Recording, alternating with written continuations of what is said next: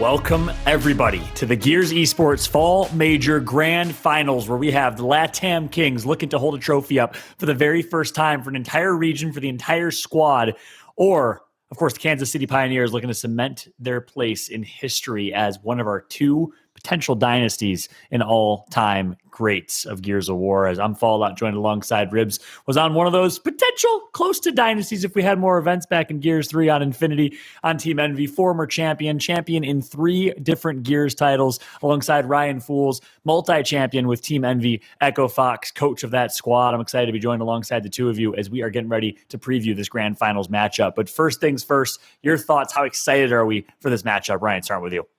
Yeah, man, this is everything you could ever ask for if you're a fan of Gears Esports, right? You have that team that's on the cusp of becoming one of those dynasty teams. And then you got the favorites in LATAM, man. We know we love our LATAM fan base so much. You guys are the most passionate fans of all time. And we get the NA versus LATAM showdown that we always ask for in the grand finals. This Pittsburgh Knights team is playing at such a high level. Now they got the final boss in front of them, man. I couldn't be more excited to see what is in store for us throughout this match. Yeah, I mean, both teams have delivered a 3-0. As we take a look at the bracket here, Pioneers started strong against Rise. We thought Rise would come back and put up a fight against the Knights. No, 3-0 Knights. And the Knights, obviously, after having to grind out that match against Noble, they are looking so good, Ribs. Oh, yeah, of course. If you're going to beat Noble, who is by far the second contender in Gears Esports right now, by one single round, you better believe you're going into losers finals and you're going to win that too. Extremely disappointing performance from Rise on this championship Sunday. 0-6 on maps. That has to be very demoralizing for them. Honestly, my thoughts go out to them. I hope you guys are able to pick that back up. But on the side of the Knights, this is just such a great storyline. We just heard Chaoz with this interview. He said nobody really thought we would make it here. He sees people in the Twitch chat saying Chaoz sucks. He hasn't competed in a major in over a year. But they're here. The hard part is done. They made it all the way to the finals. Now they have an opportunity to make history.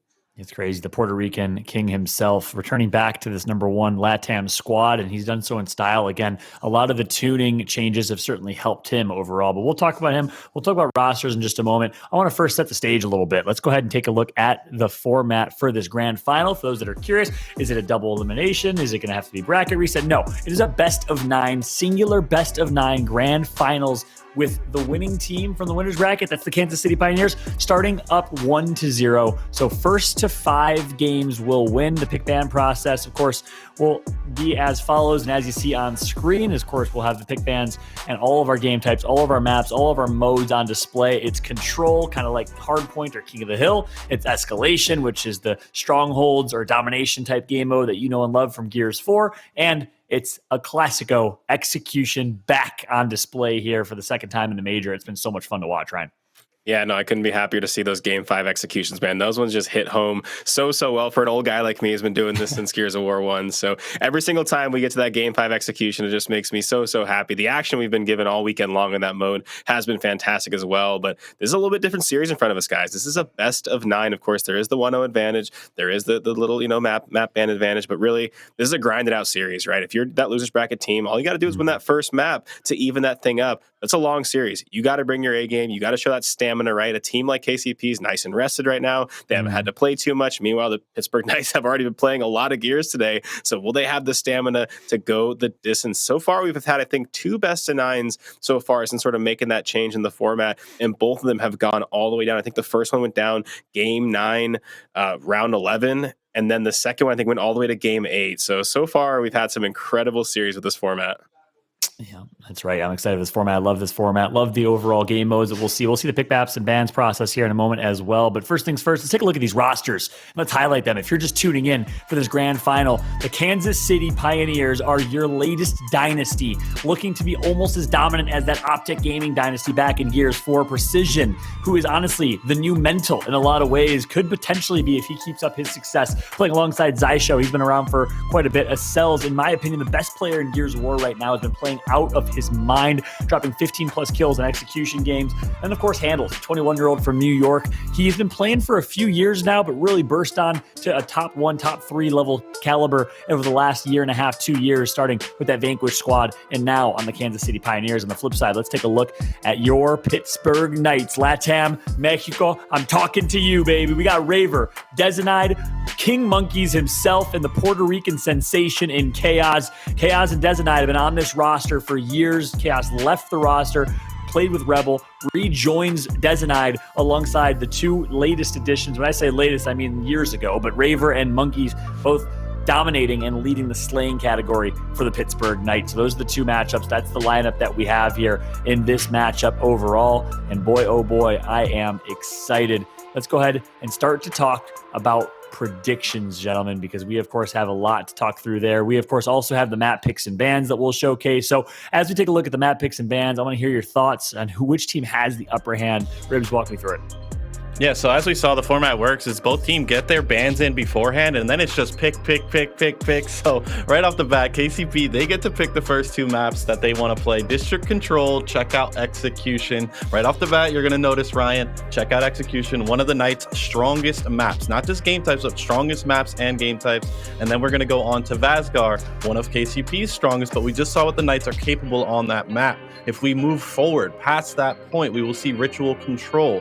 If KCP were to win every map, that would be the final map of the tournament in a 5-0 fashion, but I'm sure the Knights are trying to get to that Clocktower execution. That would be pivotal for them to take all the executions they can. But Ryan, they're going to be forced to win on the respawn game types in a best of 9. Yeah, in a series like this, you cannot lean on one game mode. That might be able to get you there. We've kind of seen it do that for certain teams. But when you get to this point in time, you have to be good on a lot of modes. You have to be good at a lot of maps, right? Because you're not going to be able to escape, some of the other maps that you might be able to in a best of 5. This is truly going to be a grinded out series. Like I said, man, that stamina is going to be so important. That mental game is going to be just as important as the mechanical skill. Everything you got has to go into this match. And man, oh man, I'm looking all the way down at the end there. I see that Tomb execution. One of my favorite moments so far in Gears 5 was that grand finals, right? Where it was that game 9, where it was that round 11 on Tomb, came down to the final overtime ring. I'm just hoping, praying that we get something like that again on that Tomb execution, because that moment has literally stuck with me ever since it happened. Insane map picks and bans here. And what's crazy to me is game 3, Vasgar Escalation was picked by the Pittsburgh Knights, but is such a dominant map as well by the Kansas City Pioneers. So given the fact that KCP picked the first 2, they're comfortable with that. They have a favorable map number 3. I think it's going to be a tough road ahead for the Pittsburgh Knights. But hey, I've been proven wrong before, and Pittsburgh Knights continues to prove us wrong this entire tournament. I like the maps overall, and I hope we get to that last Tomb execution. Ryan, I'm right there with you. And that leads us right into predictions here. I think I know where both of you are likely going to go, but you could shake things up. You could change things up here. Ryan, let's start with you. Who you got? Yeah, I mean, I keep, I've predicted against PK a few times now, and it's kind of bit me in the ass. But I think I have to do one more time. KCP is just looking like they're on a different level right now than everyone else, and so I'm going to use the same policy. Like I was proven wrong the last round. Until I'm proven otherwise, I have to go with the Kansas City Pioneers. This team is looking still head and shoulders above everyone else. I'm loving what I'm seeing out of the Knights, and I do truly hope that it can go all the way down to that final game. I think it can go to that final game, but it's very hard right now as someone who's been watching Gears Esports for the last, I don't know, however many months, to vote against this team, right? This Kansas City Pioneers team, like I said, is just unreal amounts of skill, unreal amounts of confidence. You can see it in the gameplay. They've looked dominant to start the day off. That's just what I'm going with, man. I think this is, once again, their tournament to win. Ribs, who you got? Well, I mean, obviously the main pick would be KCP, but I've been going against the grain all weekend. I'm going to go with the Knights. I want to give them my energy. The bottom line is the Knights haven't played against KCP. We haven't seen this matchup all weekend. So I think that's the one thing that might help the Knights here is they could catch KCP off balance. They haven't played against Raver. They haven't played against Monkyz all weekend. Dezo in great form. They have the whole region and all of the chat backing them. I'm going to go with the Knights. Vamos Knights. I know you guys can do it. You beat Noble. Noble was up 2-0 on KCP. They almost beat KCP. Anything's possible. This is Gears, baby. Come on, John. You know the Knights can do it. Change your pick with me right now, because I know you want KCP. I swear to God, pick the Knights. Come on, bro. If I'm the only one picking KCP, I'll be mind blown. But Jordan, you actually brought up a really good point. I guarantee you, heading into today, heading into the tournament, I guarantee you that KCP, of course, they expected to make the finals. I guarantee you they were thinking, all right, we're going to probably see Noble. We're going to probably see Rise. we might see E United if they have a crazy day. I guarantee you they weren't saying, oh yeah, we're probably going to see the Knights in the finals, right? So that actually makes this matchup a little different than it might be. They have all the game planning in the world ready for Rise, I guarantee you. All the game planning in the world ready for Noble, I guarantee you. Good point. I'm not sure if they have the same level of game planning for the Knights, especially at the level they're playing at. Ribs, it's almost like you're reading my mind because I was contemplating making the switch. Do it. Over the Knights, man. And you made a hell of a campaign. You got me hyped. You got me excited. I'll live on the Knights Hill alone. I'll live on the Knights Hill alone. Do it or you're not allowed to Mexico City. How can you say that's blackmail? I do not stand by blackmail. I'm going with the Kansas City Pioneers. I think they're going to win it. I think they're too good. But hey, I would love to see the Pittsburgh Knights win this one. Vamos PK, vamos Pittsburgh in chat. Yes, I want to see it happen as well. But Kansas City's just too good, and I am too good of an analyst to go against the truth and myself, as I, of course, think the Kansas City Pioneers will win this one overall. But I hope we go to that last game. I hope we go to Tomb. I am beyond excited as we welcome in our casters who are going to be calling the action, guiding us through the grand finals. Boys, do you believe in the Ribs magic? Do you believe in the Mexican magic? Do you think LATAM can do it? Of course. Of course, Pittsburgh Knights can do it. Blaze, they can do it, right? We were actually just crunching the numbers. Last time they played in Pro League, it was incredibly close. It went down to round 11, game 5 on the Tomb. Last time we saw him play in Pro League. On Tomb, see? Yeah, it did. That's how close it was in recent engagement. I will also say, when we saw the map cycle, those first 2 maps look good for PK to really start this series off. Puts their destiny in their own hands, but we'll see if they can get the ball rolling early. Oh, man. Well, hey, I like that energy. I like that insight and analysis. And I like what we're feeling right now, what we're throwing out there in the universe going into this grand finals. That's going to be it for us on the desk, boys. Let's kick this off. The people are ready. Pittsburgh Knights versus the Kansas City Dynasty Pioneers. Take it away, boys. Hey, let's get it going, Blaze. This is Grand Finals Fall Major. It comes down ready to this. For this.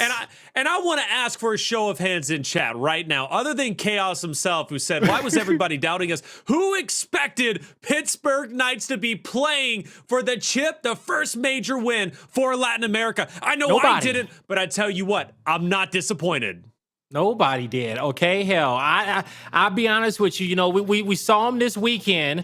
We saw him this weekend, and we were like, hey, a record 3-5 in a Pro League. It wasn't looking too good, but they came out, even after losing to Team Queso in pool play, was like, yep, that's it for the Knights. We're done with them, you know? But they came out the next day and they started kicking. They started kicking butt, man. They really did. Yeah, it's wild. They did lose to Team Queso. That's how they started. Let's take one final look at our maps. Well, not a final look, but at least just give one little recap. I'm sure we'll have a chance to kind of visit that.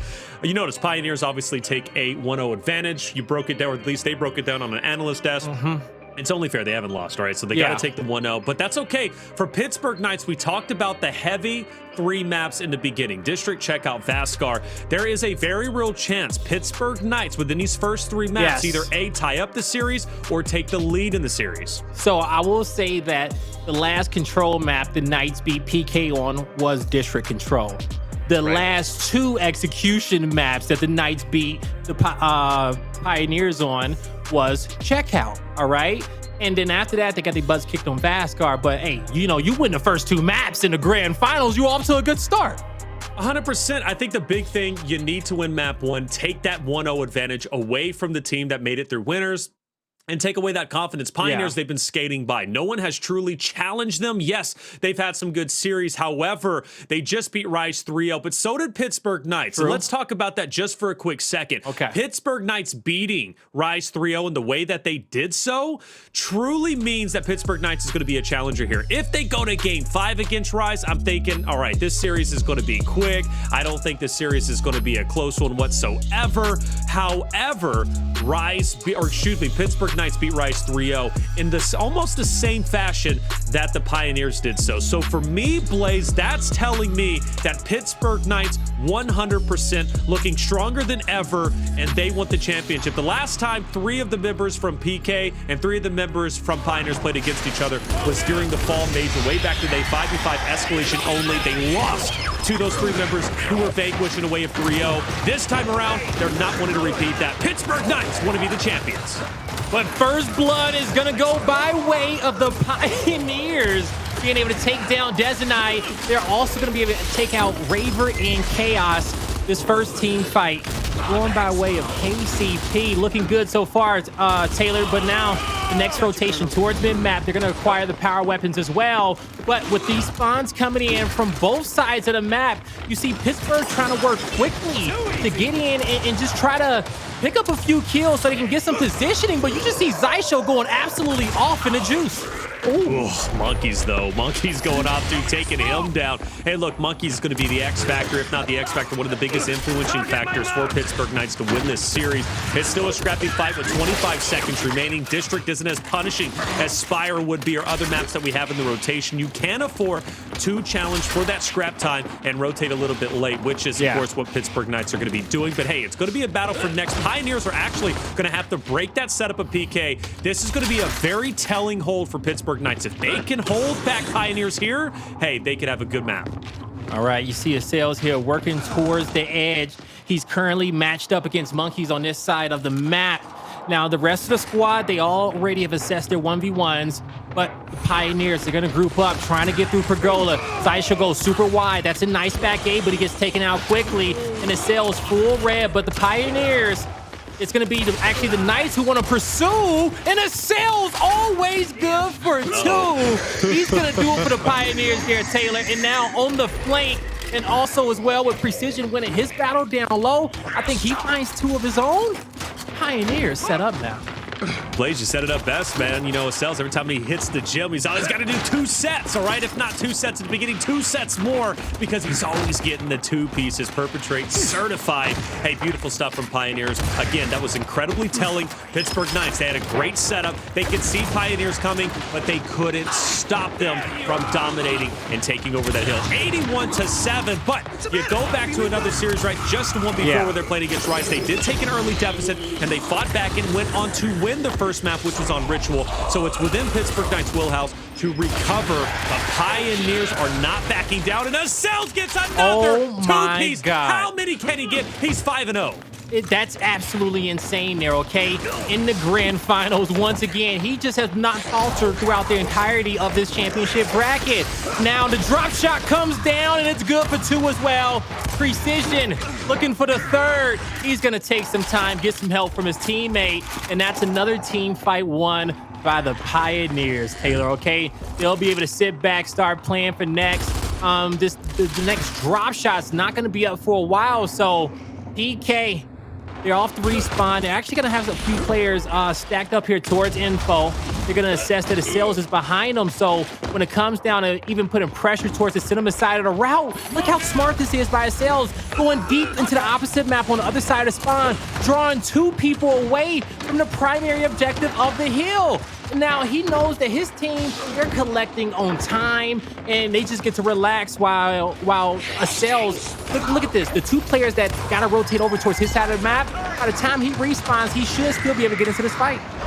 Pittsburgh Knights are going to wolf pack through, taking down Xysho. Hndles is going to fall shortly after. There he goes. Precision in a battle against Monkyz, who's on the flank. And hey, good snub fire, but Chaoz is ready to go take him down and be the hero to pick Monkyz back up. Pittsburgh Knights for the first time having a great foothold on the hill. 33 seconds they're going to be able to gather. Meanwhile, for Pioneers, they're not phased at all. They rotate over. They're going to lock in bandstand, and they are going to try and establish themselves early on for this hill. But it looks like Pittsburgh Knights early on, the early bird catches the worm. They want to take Pioneers off of this defensive setup, but Acells is backing down, and Acells will pick up 2. And of course, Xysho will knock down Chaoz. And even though Pittsburgh Knights had the right idea, the execution, it ended up faltering because Pioneers shut them down.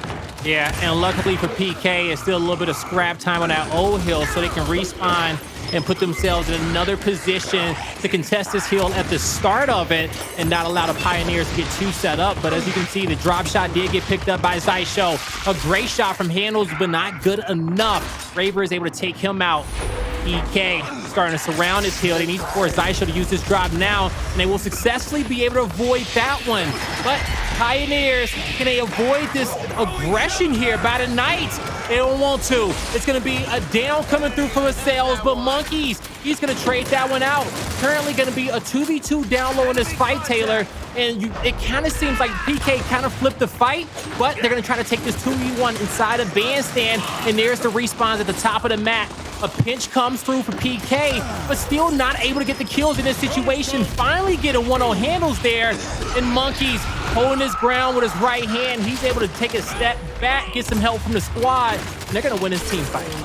Yeah, great job. And Pittsburgh Knights got blessed with the spawns there. You noticed for the longest time, Precision Acells were trying to hold down the hill and stave off Pittsburgh Knights. But there was a couple of members who ended up coming off the respawn, and they ended up traveling through mid, and they pincered in the remaining two members from Pioneers, Precision and Acells, taking them down and ultimately gathering the points. Like I said, you go back to Ritual, Pittsburgh Knights, they had a deficit. Things were looking scary, but they started coming back in a quick fashion, and Pittsburgh Knights is starting to do that. Now, they're still down by half, 150 to 73. A lot of work to be done, but they are waking up, and they're feeling confident, it seems. I'm liking what I'm seeing. The game is far from being over with, okay? There's still a lot more to be played for. Rotating over towards the next Pioneers. They're currently here at the next hill.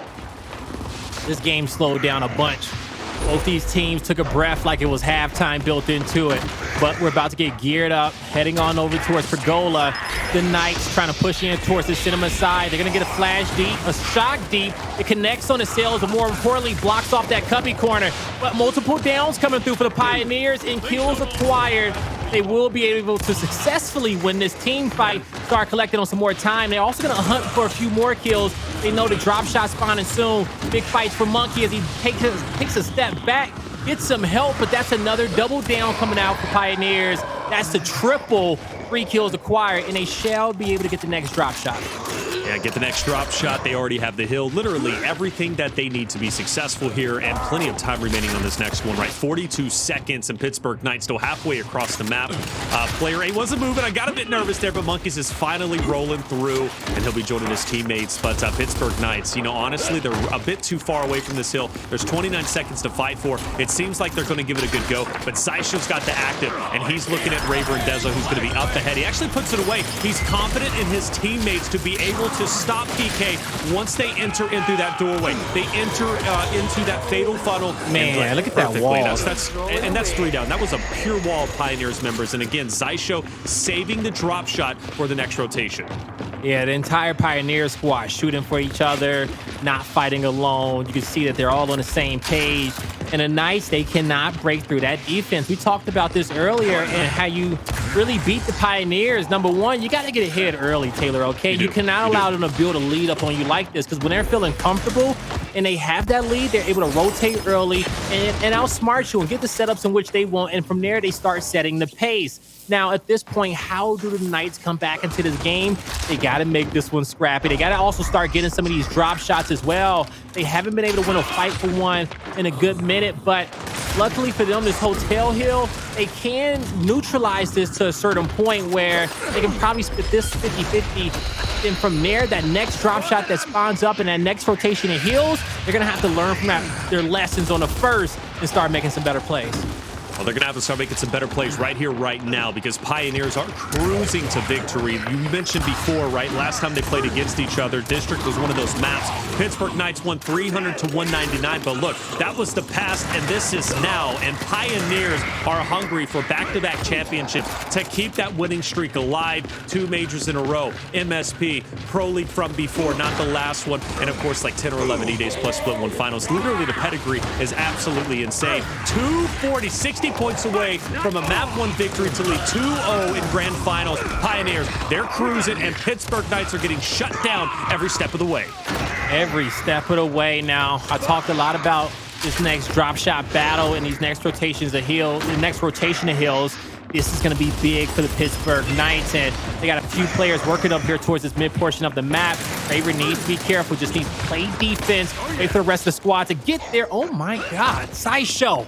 That's a big time play for him, and now he gets to take a better angle for his squad, and it's going to be even harder for PK to break the setup with him being in juice, but he gets flanked.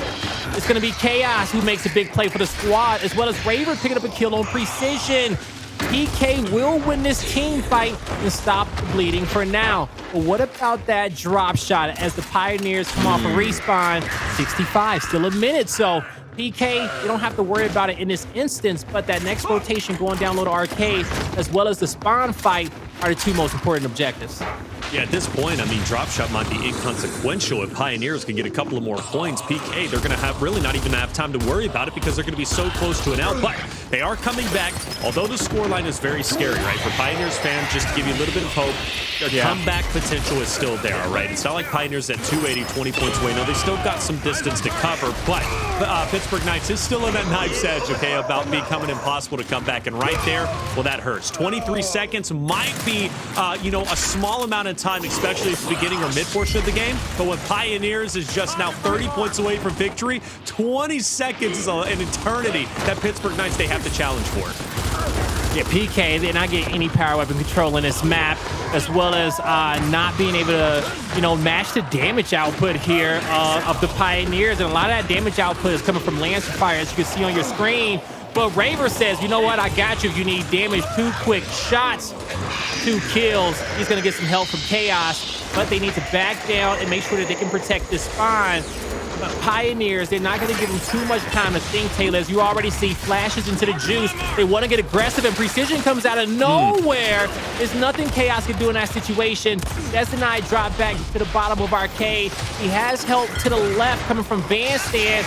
They'll be able to slow this down, but luckily for them, that's a botched drop. Dezo finds it down on Precision. The kill comes through. Big play from Chaoz off the respawn. Yeah, big flame from Chaoz, like you said, off the respawn. Dezo, unfortunately, he's going to be pincered, and player 5 Monkyz, the last one standing. The 1-2 punch isn't going to be enough. Excuse me, Raver still in the hill. He had the meat shield, but now he's in a 1v3, and actually he's on the ground. And now Pittsburgh Knights, all they can do is just sprint forward. Chaoz is chunked, and I think Dezo and Monkyz might be on their way out. Well, let's find out. Dezo does get a chunk. He gets a little bit closer, but now 5 points away is the Pioneers. Pittsburgh Knights have player 8 Monkyz, who is forced to hop into the hill. 2 points now for Pioneers. Xysho forced out. PK does keep the game alive by getting inside the hill. Pioneers, they're going to rotate out. Doesn't look like they're going to challenge for the scrap time. Precision tries to pop off, but this next hill, PK's got to be flawless. Let me not kid myself. It's not just next hill. It's every hill from this point forward. Yeah. You hit the nail on the head there. It's going to be hard for the Knights in this situation.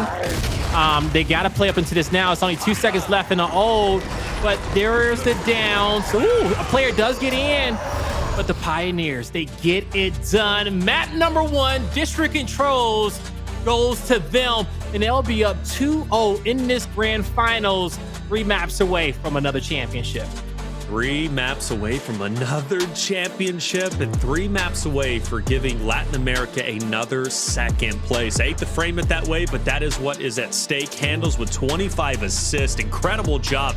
Really, if you added up those assists, it was like around 80, 60, 80, who knows, even getting close to 100. It was a ton of them, and that comes to show you that Pioneers on District doing exactly what you need to do. District has been known as a team-oriented map, and Pioneers are shooting for each other. You can tell that in the score, and you can see that reflected in the team fights. Every time Pittsburgh Knights was able to get close, maybe think they're going to get a chunk, they were already within chunkable range. And then, of course, we were seeing finishes from Acells. We were seeing finishes from Xysho.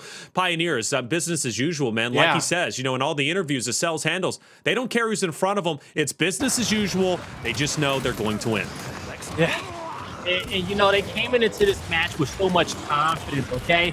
Once they won that first initial team fight, I think they went up 50, probably about 53 or so. Look at there's the score, right? PK only had 7 points to their name throughout towards the bottom half of the Arcade Hill. So just big early fights won there by the Pioneers. And once they went up, you saw PK wasn't able to be able to come back into this map. Now we got to start looking towards the next. PK has to take this execution, okay? Yes. They absolutely have to. If they go down 3-0 in this series, it's going to be hard for them to come back and then win off Escalation, all right? They need some cushion there on that game mode because our best Escalation team in our league is the Pioneers. So coming up, PK, they're going to have to take a breath, drink some water, do what they got to do, stretch it out, and get ready for this execution. And it's not that Pioneers is just the best Escalation team. They're the best Vasgar team we have. Their Vasgar play is incredible. Case in point, go back to the series when they played against Rise. That's the second time they've done that to Rise, and they continually do it to multiple teams. Yep. But you said it best, execution for Pittsburgh Knights. This is where they need to strike back, bring the series 2-1, and not allow Pioneers. Because look, if they lose, check out execution. We already talked about how good Pioneers are on Vasgar. We can even mention the history Pittsburgh Knights has between Pioneers. During that Pro League matchup, they did play on Vasgar, and Pioneers won 5-2. So, you know, at this point in time, Pioneers can easily take a 4-0 lead and be one map away from taking a victory, which would obviously be on Ritual Control. But there is a silver lining. Pittsburgh Knights are a great checkout execution team, and arguably that's their best map. And I will say this for the Knights, okay? They haven't met this much adversity in a while, okay? Especially at this tournament level when the Pioneers is playing at 1,000%.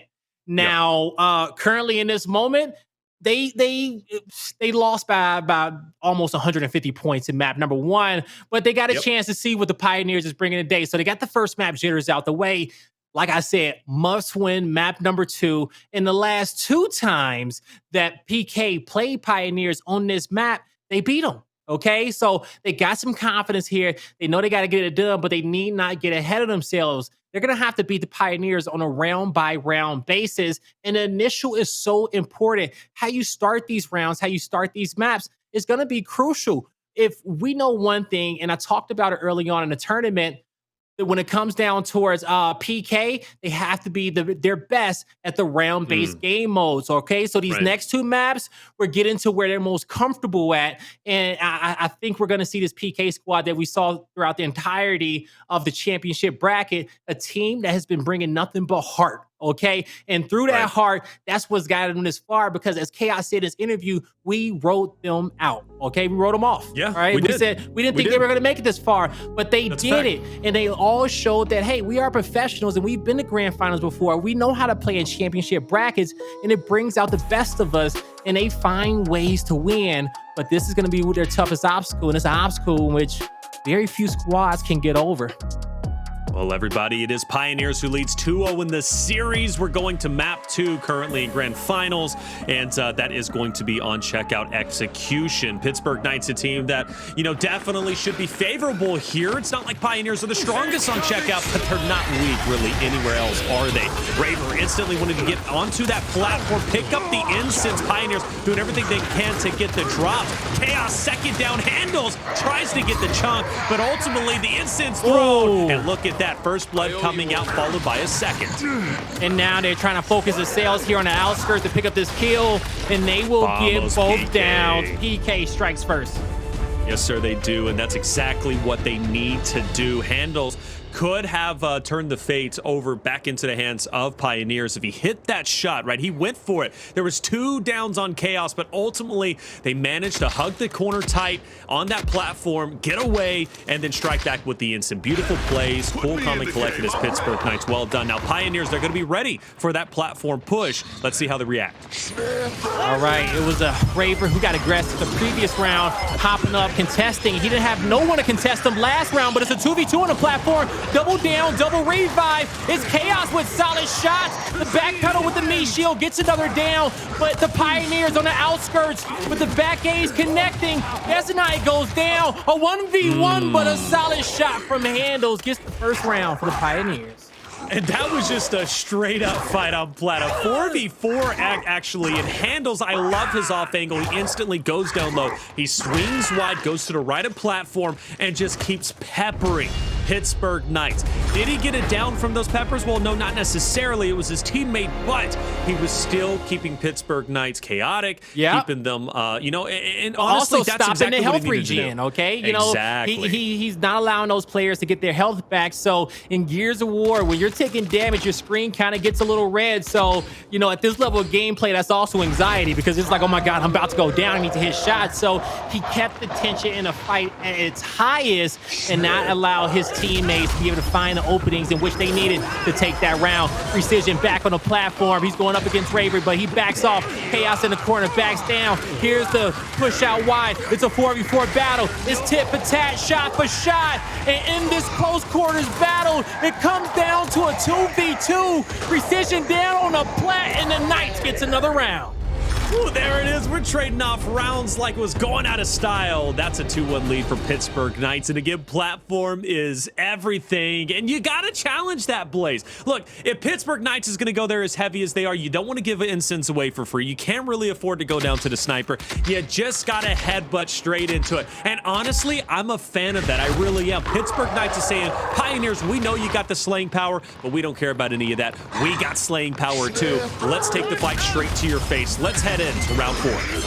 Multiple flashes going out for both teams. Precision back on the platform to guard the incendiaries, but Raver in his chest. Chaoz with his back. They get each other's revive, and now a 3v2 situation, but Monkyz with a solid L trigger. He says, don't worry, I got another. Raver back in the mix. PK gets another round. And Blades, I know you were feeling it when Hndles was waiting for Monkyz to come down the center of the checkout lanes. I felt Hndles getting a chunk there. I felt like I was going to get shot, okay? I did too, but Monkyz, hey, Monkyz has no fear, okay? Monkyz has been there, done that. Remember the flank that he had, right, in that critical matchup? Look, on Tomb to, end right, like, come on.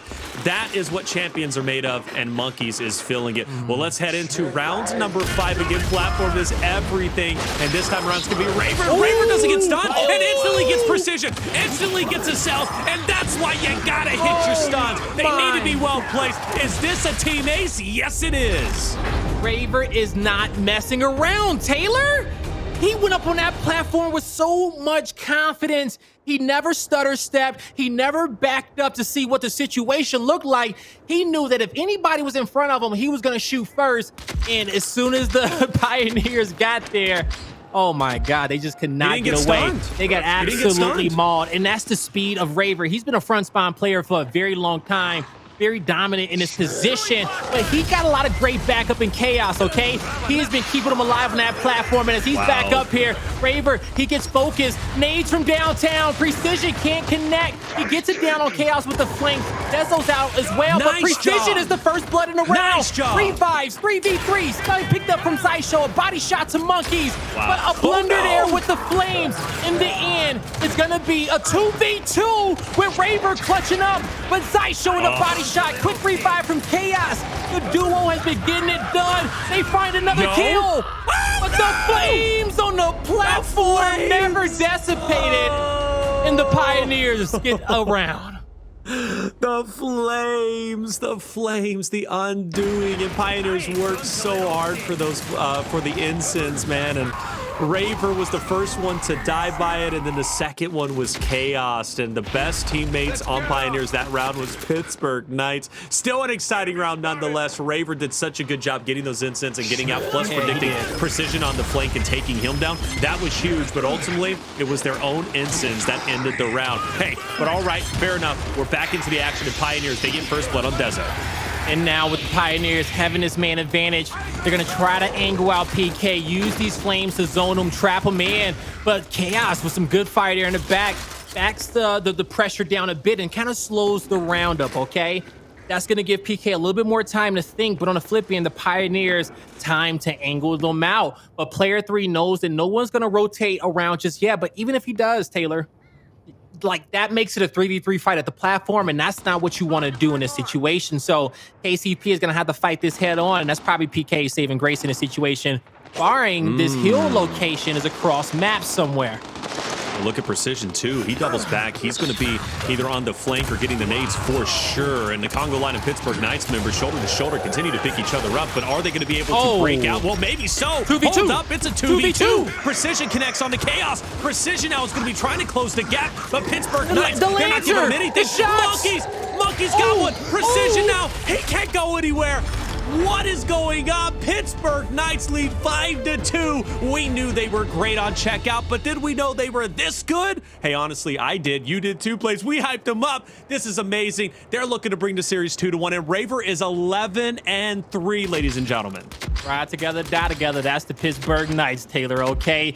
They coined that play style of the Wolf Pack, in which a lot of the teams in the region and even in A had to kind of adapt and master as well, just to know how to counter it. But they were there, they negated the damage and hit some big shots. Precision, can't get a good spread, but he's going to flank around the platform. Monkyz down. That's 2 kills that's going to come through. Oh, only 1 kill that comes through. Dezo dipping, dodging, and dancing. Flame grenade cuts off the revive. Now a 2v2, but the Lancer Fire is there. Monkyz, Raver versus Acells and Hndles with a sniper on the back of Acells. He wants to take over, but you see Monkyz having an L trigger off his right shoulder, dodging that headshot. Pro level move there in a desperate situation, but the body connects. Raver press. The quick scope doesn't hit.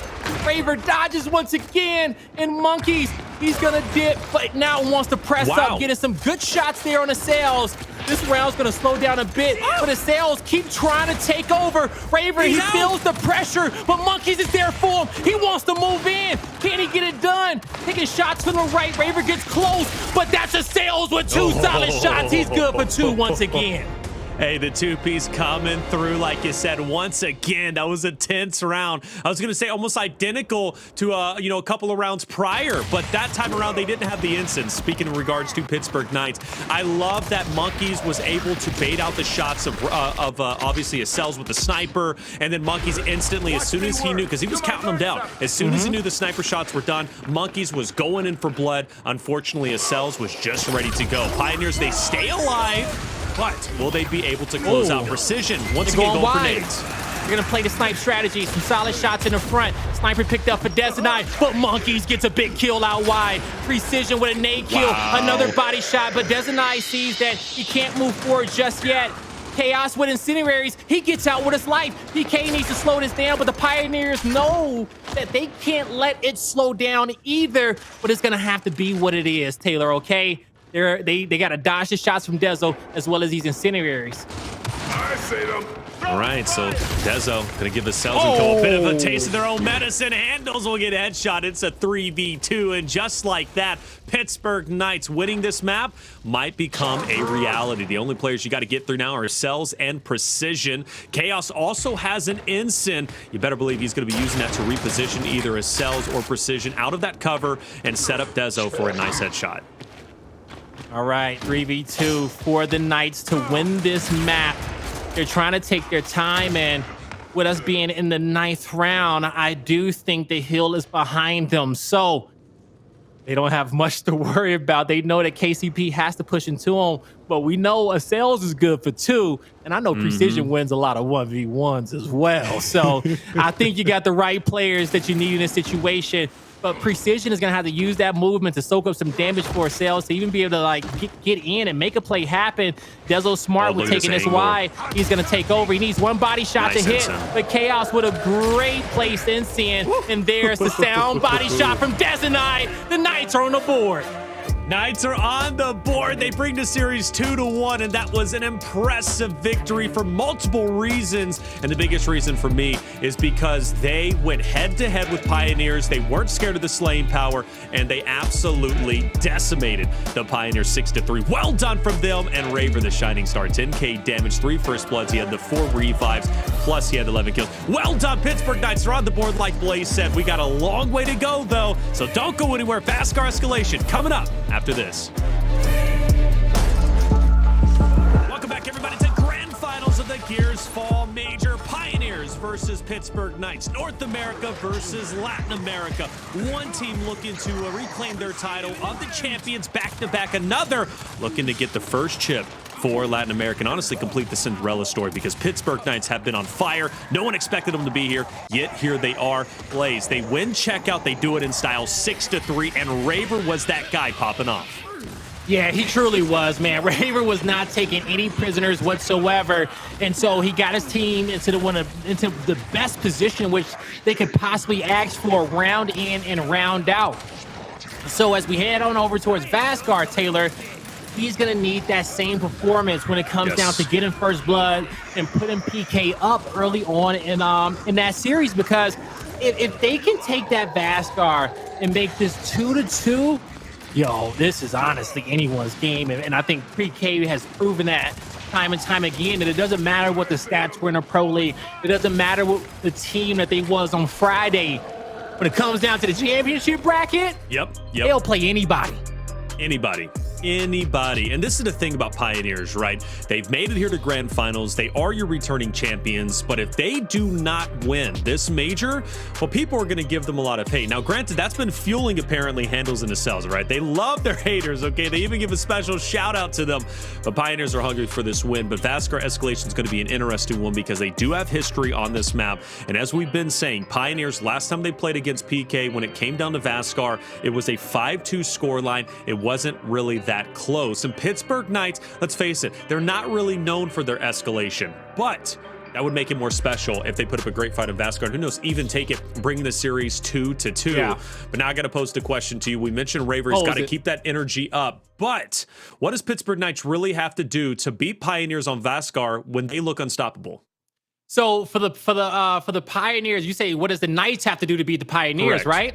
Yeah, so what the Knights have to do, I think they need to play a lot of 2-2, okay? They should not fight alone, because when they start fighting alone and those players in those deaths start getting staggered out, Pioneers will know, hey, we got a man advantage, okay? Cross them out, bully them out these power positions, and we're going to take what we want. But as long as the Knights have teammates close by, all these members, they're working together, they honestly can win any fight, okay, that they get into. So with that being said, the Knights, they just have to do this together and take the game slow and not play it too fast, because if they do that, they'll play right into the Pioneers' hands. Well, let's go, guys. We're on Vasgar Escalation, the first escalation we will see, and hopefully we'll see more throughout this best of 9. And Raver, that energy from checkout, looking as if it's looking to rear its head here, and he is putting some damage, not letting Acells or anybody close to gap, and finally he does fall, but you got to give him credit. He put up a wonderful fight. That brings it to a 1v1 for B, and that's going to be Dezo, opposite of Precision. Dezo getting the cap, Precision closing the gap. Great shot from Dezo, though, and look at the Cavalry coming up behind them. Chaoz and Monkyz are there, and Dezo's going to stare right into his eyes and say, I don't care who you are. I don't care that you're the champions. We're looking to be the champions now. Yeah, he stayed alive, waited for teammate help to come, and that's a big fight won by the Knights. But as they're trying to take over C, the Pioneers in his defensive setup with 3 Lancers out, they are able to hold back 4 members of the Knights. This is what I'm talking about when the Pioneers get up early in these respawn game modes and they're able to set up, because of plays like that. And you also got Hndles able to hold off in 1v2 situations, you know, majority of the time. It makes them a deadly roster when you think about it in that 3-1 setup. But once again, the Pioneers, they are just anchored, living at the home hill of the Knights, and they got that their teammate over from the B hill as well. Great round for them. In the Knights, they're gonna have to be able to break through that defense at some point. They have to. They definitely have to. You know, now not worried about the 1Vs, although, you know, that can be questionable. But I am worried about the team fights. And I think you have to be worried about the team fights anytime you match up against the Pioneers. Pittsburgh Knights obviously not showing any fear. You know, the interesting thing, too, is you can't really change the map all that much either. That's going to throw Pioneers off. Rise tested that during Winners Finals by placing a sniper mid. It didn't even have an effect. And even in the interview with Acells, he said, look, we really didn't care about the sniper mid. It didn't throw us off. It was kind of whatever. So the thing is, Pioneers, they've mastered Vasgar. They understand it very well. So again, Pittsburgh Knights, they just really have to go to the bread and butter and just play it straight up. Beat Pioneers straight up without any gimmicks, without any frills. And I think it's possible to do that. We have a 2v2 split both on A and B. All right, so the split is here, and with us being at a stalemate to start, this is where both our squads are going to try to find an opening somewhere on the map. Now, you see the Knights shifting back and forth both sides. They're going to actually get initiated on here by the Pioneers as they back down. Raver won't be able to get revived anymore. He does make it out barely. Their home hill may get decapped, but with that Boltok in hand, that's a lot of pressure coming out. I believe that's from Chaoz in this situation. That's going to slow down the Pioneers for now. have been a little mistake, though. Monkyz was busy trying to maybe get a Lancer to help out the fight on A, but that made an opportunity for Pioneers to push up and isolate Monkyz, or excuse me, it was player 5, it was Dezo, but then Monkyz ended up dying, and now, what was it worth? Well, not a whole lot, because you got Dezo who's just forced to run away. He can get on C, though, but hot on his heels is going to be Precision. Meanwhile, though, onto A, Pioneers are getting the break, but Pittsburgh Knights have the man advantage. So Hndles is in a 1v3, tough spot to be in, and a great recovery it really was, but that fight needed to be won. Precision gets the home hill Pioneers back, plus you got Xysho who's going to be on B, so Pioneers still with the 2-1 lead, but momentarily, Pittsburgh Knights, they're looking to wolf back on the B and take it back over. Yeah, and so we see the Pioneers in this defensive position trying to guard the hill. So far, they're doing a decent job, but the hill will be decapped, and now the Knights can back up. They don't have to be the aggressors, but just that quickly, the Pioneers, they're breathing down their neck, and they're just trying to get these kills using this right hand, but they can't get the shots in which they need, and PK will bully their way back into this fight, taking over B in his position, but across map, Hndles doing Hndles thing. Already overextended, decapping the A hill, buying some time for his teammates to come off the respawn and regroup. Once again in a 1v2. Last time it was a 1v3, so it's a little bit better here, and Hndles is still more comfortable. Oh my lord. Oh! Hey, is it Acells who gets the 2 pieces, or is it Hndles? I'm confused. It's both of them, okay? That's why they get ASTRO Battle 2v2 champions of the past, all right? If you've ever seen them work together, they are both always good for 2. This is light work for them, folks, okay? They can do this all day. We talk about Hndles to start the map. I said that he's always good to hold off to 2 folks, all right? He can stay alive as long as he needs, but more times than not, he comes away with those fights, and that's what makes him such a special player. Absolutely. Look at that 2-0 lead now, and Raver says enough is enough. We want a long shot. Got to try to change things up again. Going back to the point that I brought up in round 1, you can't do much to throw Pioneers off, but you got to at least try to do something. And after watching that checkout fight, honestly, I think Pittsburgh Knights can go head-to-head on this tank fight. But, you know, only Boltox to work with in a retro, so there's not going to be any shocks or ensigns, which is going to get Pioneers the confidence to push up and battle. But I love the Warpack from Pittsburgh Knights. This is going to be a straight-up fight with high risk. Whoever wins it, they're gonna have a great advantage. Whoever loses it, they could fall behind quickly. Big shots from Dezo, and PK still gonna hold the back of his tank side. They'll get a good flash out. That revive does come through, but more kills for PK. That's well 3, done. and only Precision left alive. He came off the respawn. That's a team wipe for the Knights. They'll be able to lock in the B hill and the C hill. So from here, they know that it's a possibility that the Pioneers are going to try to swing their numbers over towards their home hill. So look, the Knights, they've already put themselves in position, and they brought the long shot as well. Monkyz is connecting body shots, right? That's currency. Sometimes you don't need the head. The body is enough. And look at that push coming out from, who was that? Around the corner. But Xysho forced to back off here. Pittsburgh Knights actually going for a little bit of a domination. Chaoz is by himself in a 1v2, but not going to pull off a clutch play like Hndles or Acells and Pioneer, or excuse me, Pittsburgh Knights will back off. That's a solid play. Player 6, he's got to get over towards B. He's going to have some company with 2 players. It'd be nice if Monkyz was there with the sniper. Unfortunately, he's a little bit too far away right now. That's a great start for the Knights. They got themselves a nice little lead in this situation. Now they can hold off, all right? So with this cushion, they need to stack up and make sure they get themselves on the same page, and it seems like they want to go towards the B hill. They'll take their 3v2, and Monkyz is going to be left to hold off on a 1v2 on the opposite side of the map. We'll see if he can clutch up a 1v2 on his own, because his squad is getting the job done on the opposite end. Precision finds another kill. Raver will finish him off with the B hill going in favor of the Knights. They're going to lose their home hill throughout the process, and Monkyz having to take on Hndles in Xysho in this tight quarter situation. His teammate comes off the respawn, but not in the nick of time to save Monkyz in this situation. But Raver back into the mix, Taylor. 2v2, Hndles is down. Xysho can't save him. Here comes, I think this is going to be Precision from afar. That's Acells. He gets taken out as well. Xysho holding off for now. No with the shot. wraparound. Almost came away with 2, but he'll get taken out. Trip cap domination being threatened for a second, but it's ultimately going to be a tie game as the Knights quickly trying to get back to B. But I don't think they should push it just yet. They're going to have to wait until they can regroup.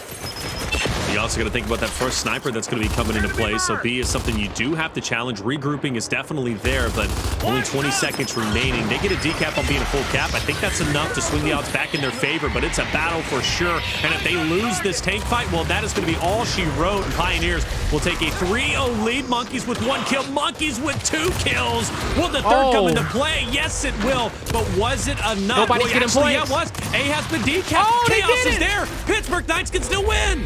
They did it. No one's coming off the respawn in time. The entire squad of the Knights are spawned. And there you go. You see, Acells just made it in there towards the last second. Good for the Knights for getting on the board early, Taylor.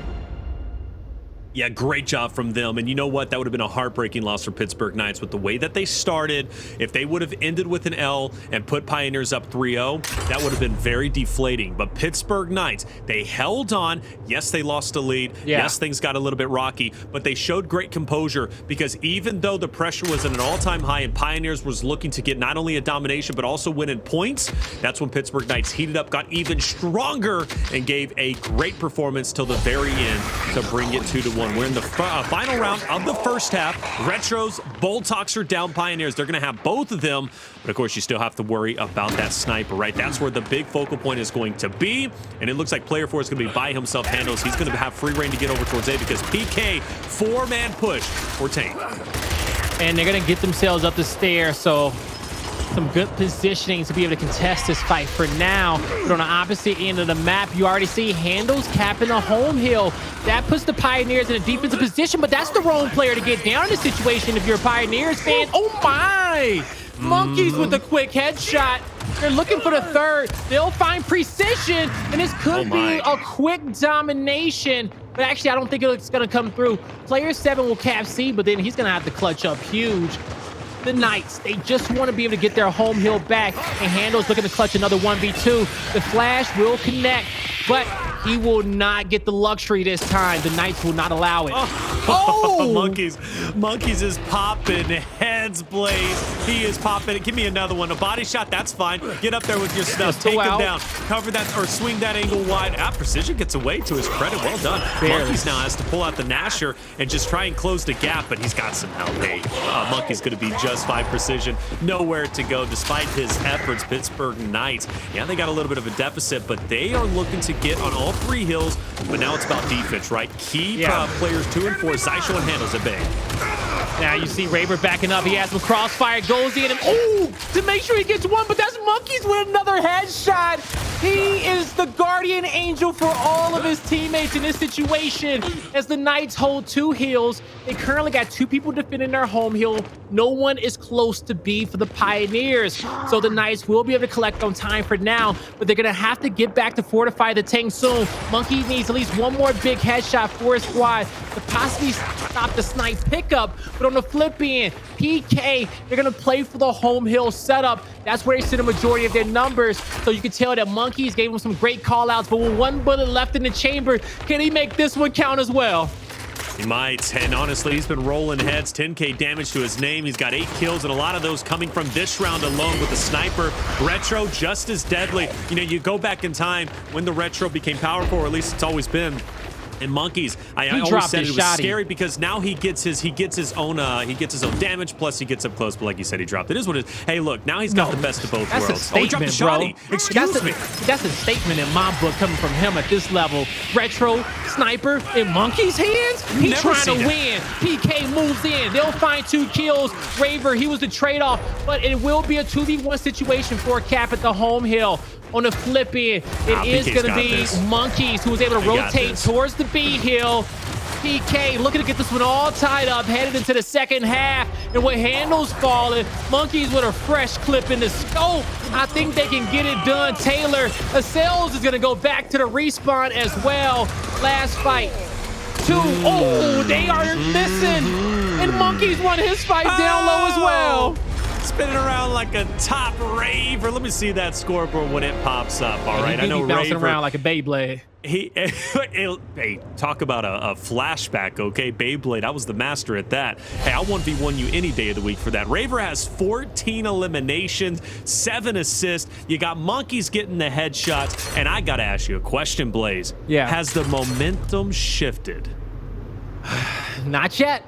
Oh, come on. What? Nah, I'm not. Blaze, hey, I'm feeling it. I'm gonna take it on a round by round basis, okay? Okay. PK ain't got I'll no ask you lead. next round then. Yeah, no, ask me at the end of the map, all right? Let's go from there, because I will say that if the Knights take this map, 100% momentum have shifted, and the Pioneers, they're going to be sitting up in a different way. But as we move here into the first round of the second half, Precision gets first blood, and they do not want to give up the momentum in this situation, Taylor. Incendiary's in the hands of Chaoz. He's going to double back, looking to block off this ledge, stop any more pursuers for now. Acells will make it out with his life briefly, and there's the cross-out angle from Precision. Ooh. That's just the Pioneers right there in one team fight, okay? Teamwork, team fire. Yeah, well, maybe the momentum hasn't shifted too much, but it's still competitive, okay? It is still very competitive. Now, Pittsburgh Knights got to go into damage control and stop Pioneers from getting too much of a lead and also getting on all three hills, which isn't going to happen. Now, Monkyz was caught out in no man's land. He was pincered in between Xysho and Acells, so he just had to push forward. At this point, Pittsburgh Knights knows they're going to be down 2-1, but push forward they must. And Precision needs to die here because he is deadly. He's hitting body shots, not heads like Monkyz was. Actually, Precision needs to calm down a little bit because he's wasting too many shots. He's getting bodies, but no one is there to get the downs. Yeah, he's just missing, you know, or, you know, his, you know, those players are just in a different location on his screen, you know, whatever, he's doing his best. But the body shots are connected, and Xysho's he's probably thinking in his head, like, you know what, I'm just gonna drop it for Xysho next time. It's all good. You learn your lessons, but he did it. He stepped up to the plate. Now the Knights are stepping up to the plate on a home hill, and I don't know why I'm having deja vu in this situation, Taylor. But the Knights is gonna move in as a unit to clean house. Hndles is next on the hit list, but player 2 did overextend the map and was able to get towards the D hill. Oh, they're committing everything. Look at this. They're committing everything. Now, the thing is about wolfpacking, it's great, but on Vasgar, as we know, those stragglers are the stragglers. It's not even a word, but the stragglers are the ones you got to worry about, right? Like the player 2s of Xysho, who managed to keep the 2-1 in the favor of the Pioneers, okay? And so at this point, Pittsburgh Knights, they're playing catch-up. We'll see them get the 2-1 now, but you're going to see the COG team still wins, right? So they still need to get over towards F and get the decap, or maybe even get the whole thing, right? Get the triple cap, the domination. So Pioneers, they've got a couple of choices. They've got Hndles, who's going to be in the outside looking at E. He can get the break there and keep the 2-1, or at least force Pittsburgh Knights to rotate, or Pioneers can park the bus and hold on to F for 40 seconds. The point is, they have options. Pittsburgh Knights, they don't. Yeah, and now we're going to see a 3v3 fight down low and a 1v1 up top, but for the Knights, luckily for them, that 1v1, it's more of a defensive position. Player 5 is going to rotate to the mid-map, but 2 will see him. Xysho says push down low. We got numbers, so this is where it gets scary for the Knights. They have to hold off with the little high ground that they have, waiting for Dezo Knight on the flank. Can make this a Mr. Krabs situation if they hold off long enough, but player 8, does he step up to the plate? 1v2, he stays alive. Was it enough? I don't think it was. Pioneers, they can recover D. They should still have the win condition and the alive. edge. There it is. 15 seconds. Monkyz is back into the saddle. Stayed and alive. Acells gets hit by Monkyz. Player 4 slips over towards F. Dezo Knight, what you gonna do? We're playing around a lot, Blaze. We're Dezo playing Knight around with stayed time. Playing around alive. with Swarm will dominate stayed in 5 alive. seconds. He stayed alive. And Pittsburgh Knights will in fact lead 3-2. And Blaze has the momentum shifted. Hey, why you keep pressing me like this? Come you know on, what, Taylor? Let's say it like this, okay? Say it like you want to say it. Chat. Oh, you asked chat. Has the momentum changed? Yeah, I was gonna ask chat because chat know all, right? Chat know That's everything. True. Okay, so chat, has the momentum changed? I will officially confirm it if PK wins this map, and I'll give you guys 1,000,001 reasons why. But right now, it is a round-by-round matchup, okay? You can't get too ahead of yourselves in this grand finals, folks, because if you do, you may miss out a lot. You may have already thought Pioneers got this, all right? But once the tweet goes out next map and people see it's 2-2, Hey, let's see how it's going to unfold. Oh, through the fire and flames and the smoke and the carnage. Pioneers will lose one member, but they still got two. Raver's playing around over on D. Hndles just opposite of him. Precision taking down Dezo. And now it's not looking too good for Monkyz, but we have seen him win some big engagements, but it's not going to be this time. F and D going to be locked in for Pioneers. Raver's now gone, and that's going to mean two members are on the map. Chaoz and Dezo for PK. Now, luckily for them, Pioneers are not close. They can get onto E and at least get one hill. But the scary part is Precision this time around doesn't have the sniper. No, Xysho has it. And just like Monkyz, this guy can pop heads, and he's got 21k damage.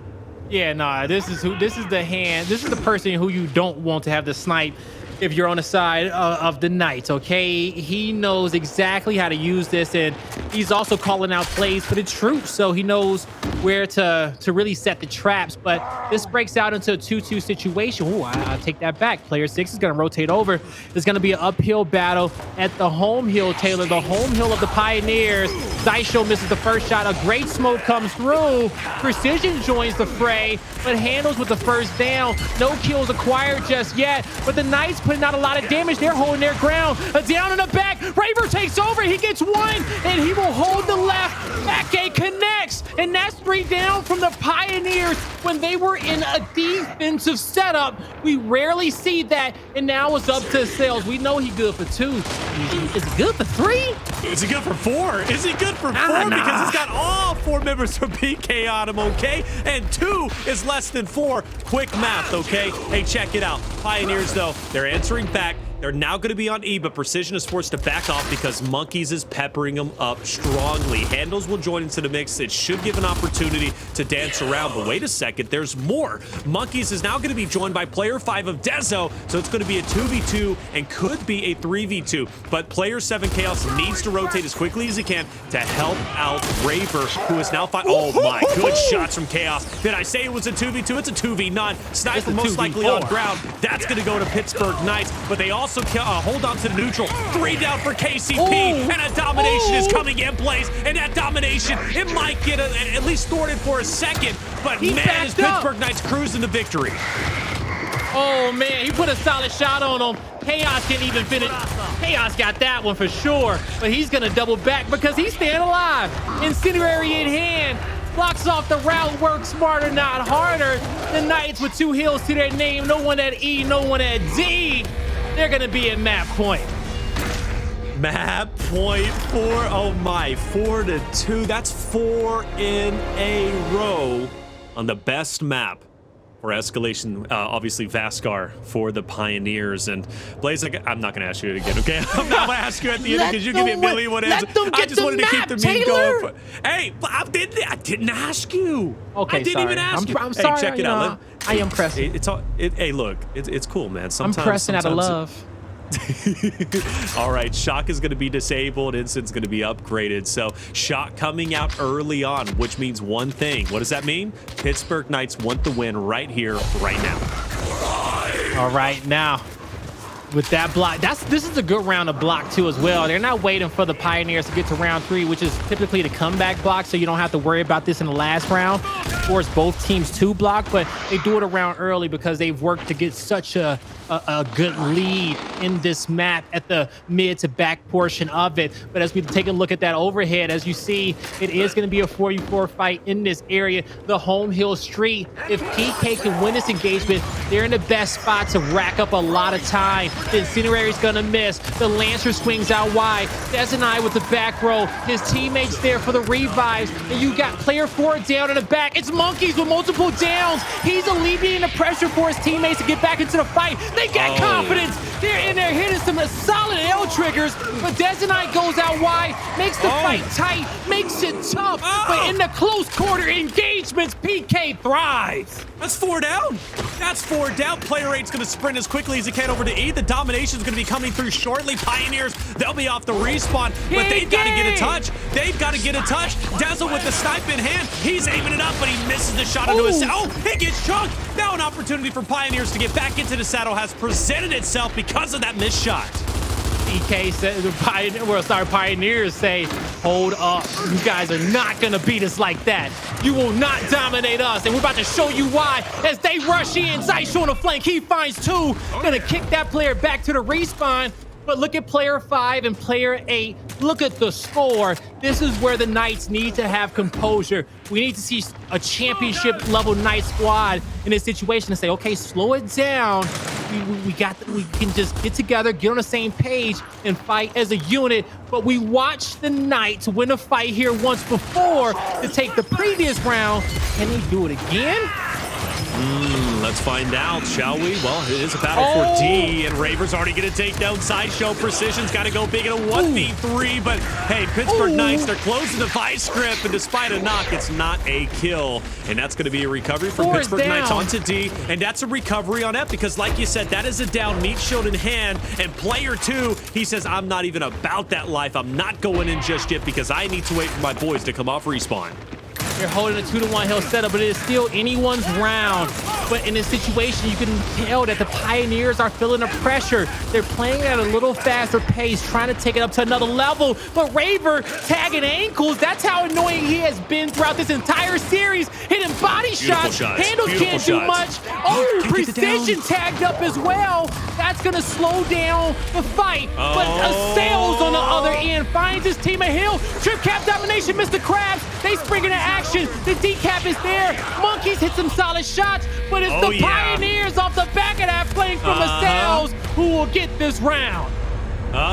There it is. You thought Pioneers was done. No, sir, you can't count them out until they are finished with. It's just like Hndles said in an interview that I had with them. Hey, look, everybody always says, oh, they're down 2-0. Hey, this team's down 2-0. It doesn't matter until you get that third map. Now, obviously, in this case, you need 5, all right? It's a best of 9, but you get the point. The point is, yes, Pioneers are on round number 4. They need one more round to win this map, but they haven't won yet, okay? And the big key takeaway is they put a lot into winning that round, not only for the work that was done in the round itself, but Blaze, they used their disable, which means if this goes to round 9, hey, surprise, surprise, Pioneers have their disable they can use.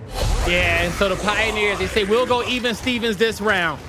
This is the most important one for the Knights so far, Taylor. And as we look at our map, we see that it's going to be a 4v4 fight once again. We'll see who makes this first engagement. Smoke's out for both squads. They're going to take a breather, take some more time to talk about this one. Players 7 and 2, actually 6 and 2 are going to match up on the outskirts. There's going to be a dash from Raver to the E hill. KCP saw it. The jig is up. They're going to play close, but the Incinerary on the stairs. The nades picked up from Raver, but the kill's not picked up on the inside. And that's actually going to be the Pioneers. They stay up as a 4-man unit, and they force back the Knights in this situation. But it is the Knights with the lead because Raver was able to cap up the E hill. That'll buy them some time there for the rotation.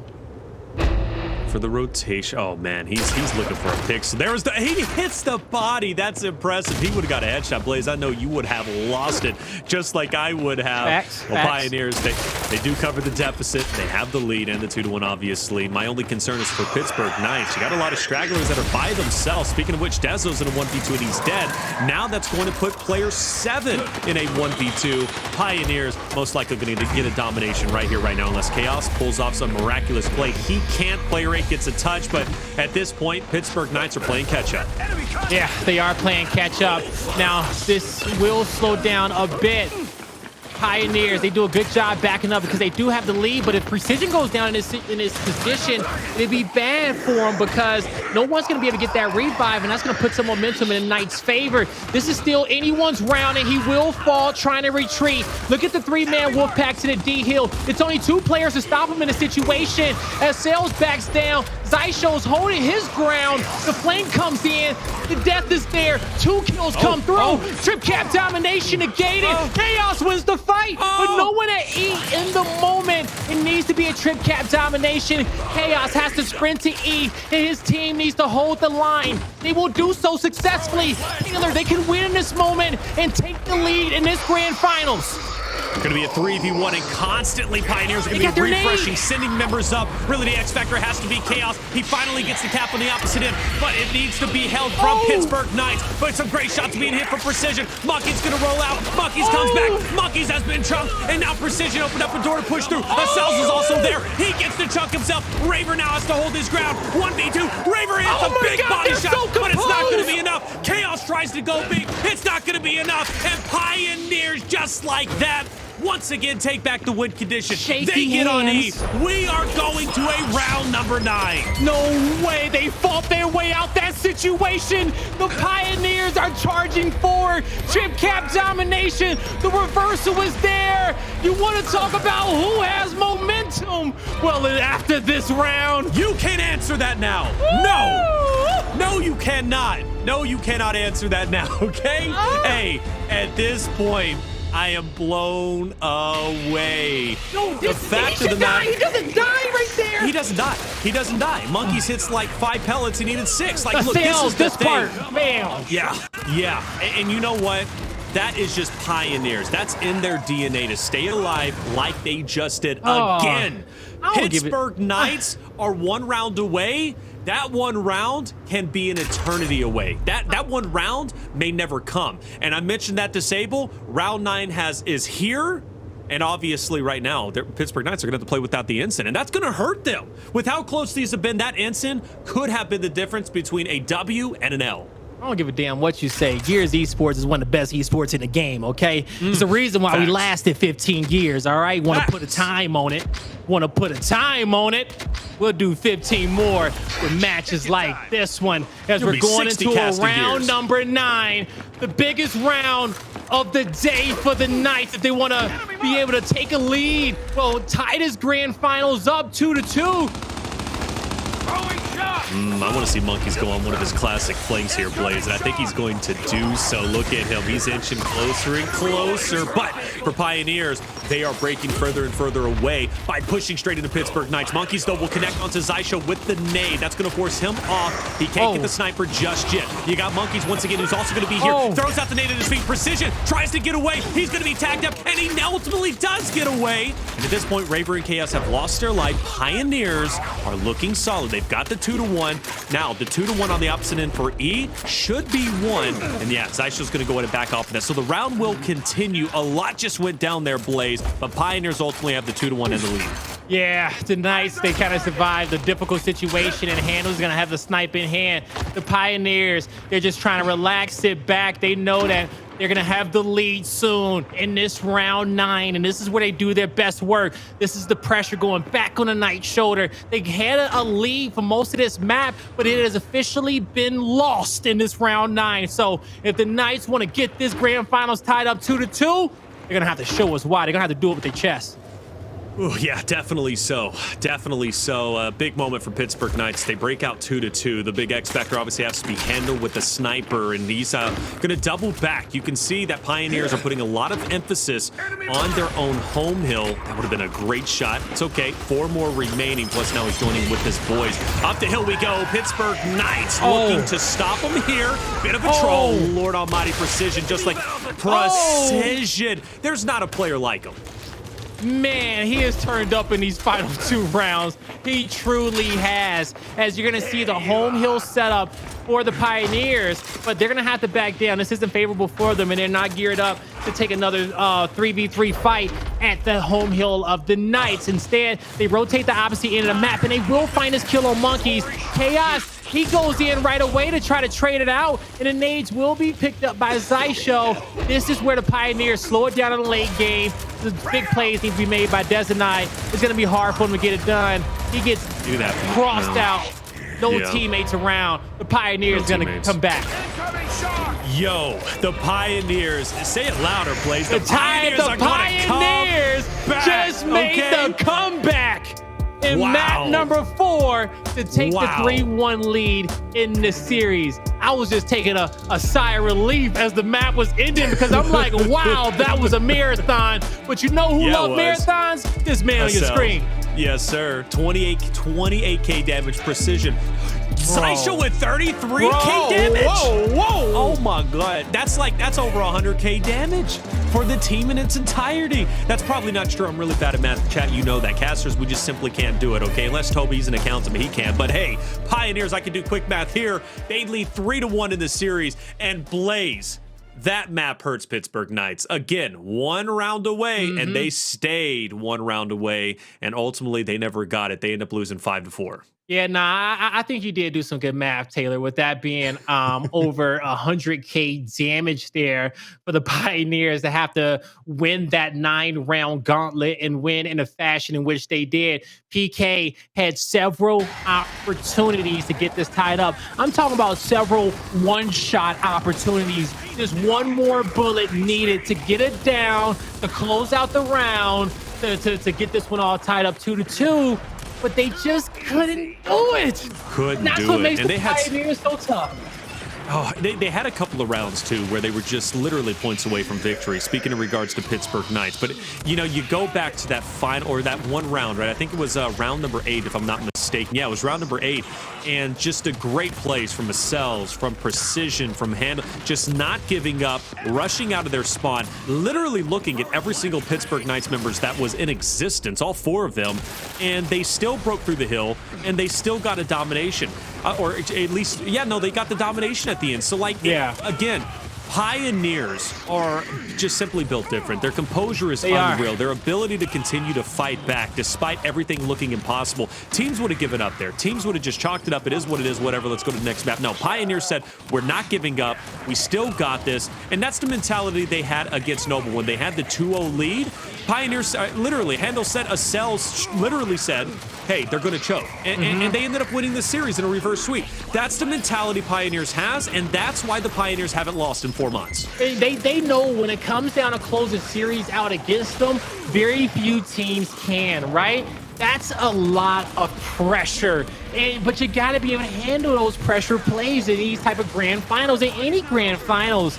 And PK, they were so close. I feel bad for them a little bit, right? But I'm ecstatic for the Pioneers of being able to show their dominance in that form on their best map in game mode combo of Escalation Vasgar. They show everybody why you have to play damn near perfect if you want to beat them.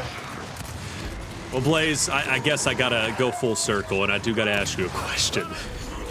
What's up? Do you think the momentum has shifted? Nah. Let me answer no. It has. Pioneers, they just took the momentum right back. Pittsburgh Knights, if Pittsburgh Knights win this, I think the momentum does shift and they're feeling on top of the world. But that loss, I think it's going to deflate them. I think it's going to deflate them a lot. I really do.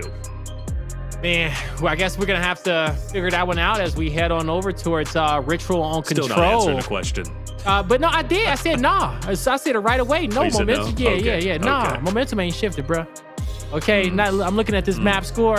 Yeah, it looked close, looked fun, but that score says 3-1. And check this out. You look at the remaining maps. Pioneers need to win 2. All right? You just got to win 2. Now, out of these maps that's remaining, I could see them losing both executions and a reactor control. All right. Who? Pittsburgh Knights or Pioneers? No, Pioneers in a Knights world, right? But I don't see them losing that. I don't see them losing that training grounds escalation in this ritual control. Out of those 2 maps that's coming on, that's where they're gonna have to play their best. And the Knights, they're gonna have to shake that one off. Okay. If it's one thing that we've seen is that they are here to play, though. All right. Sure. But when it comes down to these control game modes, these respawns, it's just going to be hard for them to play a game mode where it's not going to be round based. Okay, as we know, escalation is a mixture of the 2 from like execution and control. But this control map, once we're out the gate after that first initial, if the Pioneers get that lead, it's hard for you to take that back from them. It is. It is. And, you do have some positives. You do have some positives in regards to Pittsburgh Knights. They played Rise just a little bit earlier, obviously beating them 3-0. Ritual was one of those maps. They won 300-250. So they have shown success very recently. The biggest factor for me, and I always, try to bring it down to the mentality going into the next map after a tough loss like that, is Pittsburgh Knights going to be able to let it go?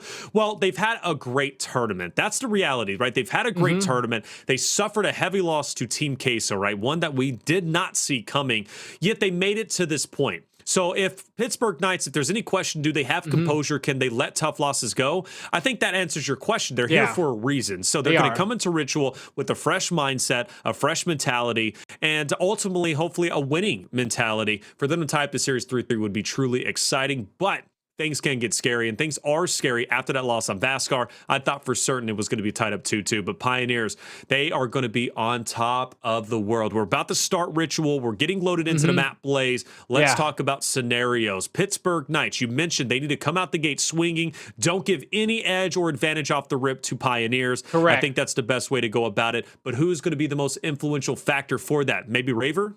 Yeah, well, Raver is the guy who I'm looking at, but I will say Monkyz has been playing exceptionally well throughout this grand final so far, making a lot of big plays for his team in a respawn, but not even just on him, even Chaoz too as well, being an entry fragger and popping off. When the Knights are at their best, he is slaying out, and he is creating openings for Dezo, Raver, and Monkyz, that core three to really move in and clean up. So as long as the Knights can play together, they can get this one done. But, you know, it's not Raver, it's not Monkyz. It's actually Chaoz who I want to see pop off in this map for the Knights to be able to take a control. And from there, they're going back to another execution and another escalation, their favorite game mode. So they can save themselves a little bit, but they have to take this map. If they go down 4-1 in this grand finals, I think it's just a matter of time.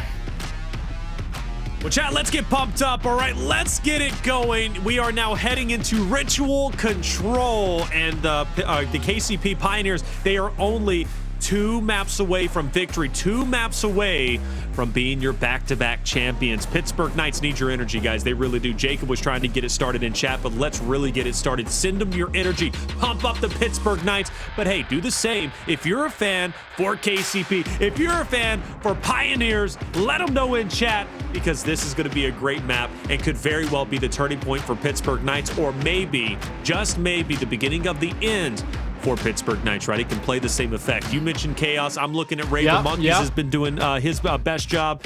Let's just see how it's going to unfold. At the end of the day, they hold destiny within their hands. Yeah, they are holding destiny in their own hands as we head into map number, what map is this? 5 in the grand finals? Technically 4, but 5 in the grand scheme of things. Now, as Raver gonna get this first flash out, he's going to be aggressive here off the front of the box. He has help from Dezo, as they're actually trying to take this fight off their left hand. They put a good amount of damage on KCP, but that damage is quickly negated with the revive and some solid L triggers coming back towards the Knights. It's the Pioneers who win that first team fight. All right, Pioneers win the first team fight. Hndles gets his hands on the torque bow, and as we know, right, when it comes to Ritual, it's a big map. So your chances of getting a challenge on the hill after you lose it, well, it starts to lessen, especially if you take your time getting there. And Pittsburgh Knights, well, they are taking their time getting there. Luckily, they do win the fight against Precision. That's going to open up the door to at least close the gap and get closer, but Hndles is ready to go.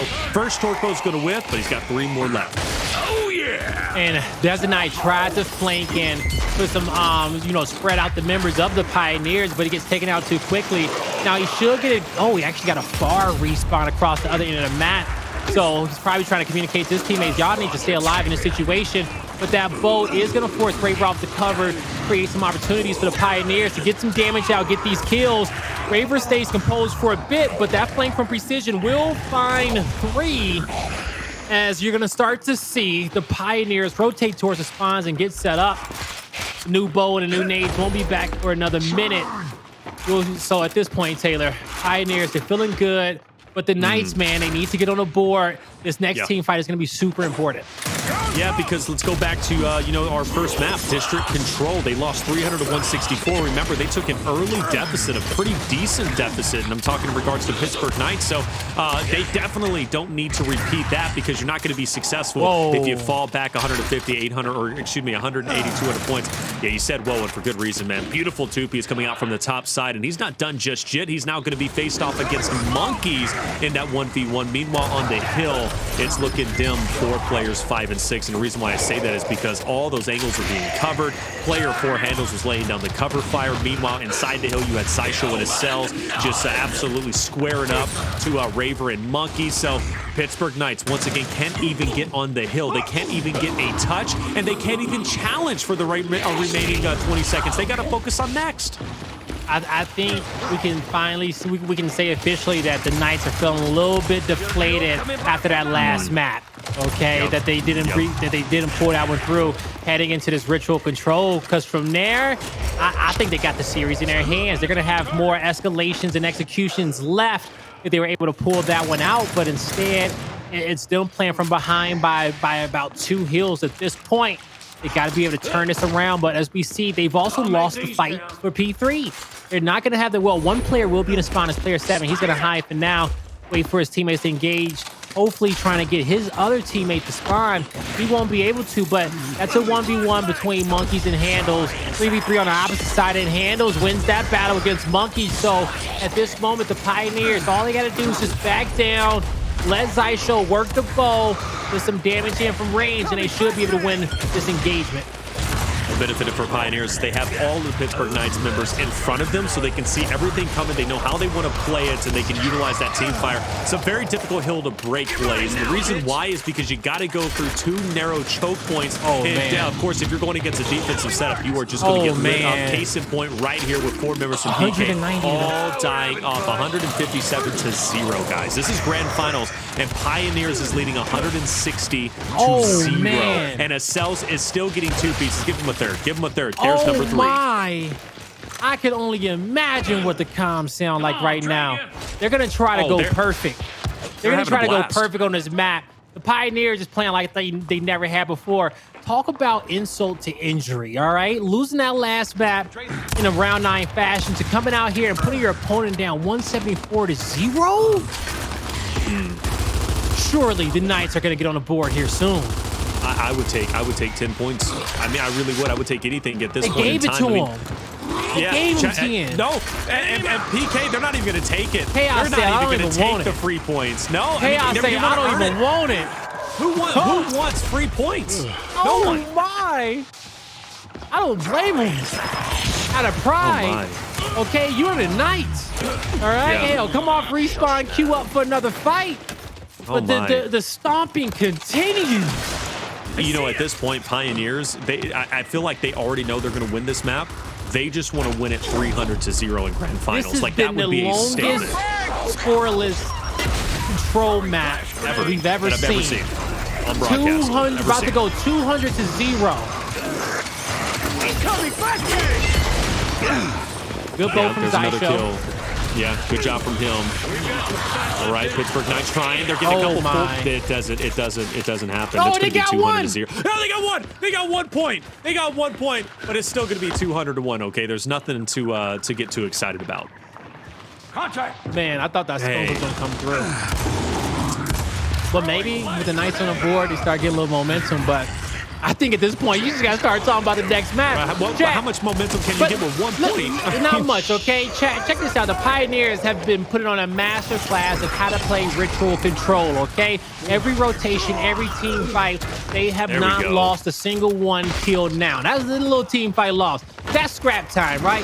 In the grand scheme of things, if we was keeping score, I don't count that. Because you need to be rotating the next with 20 seconds left on the hill.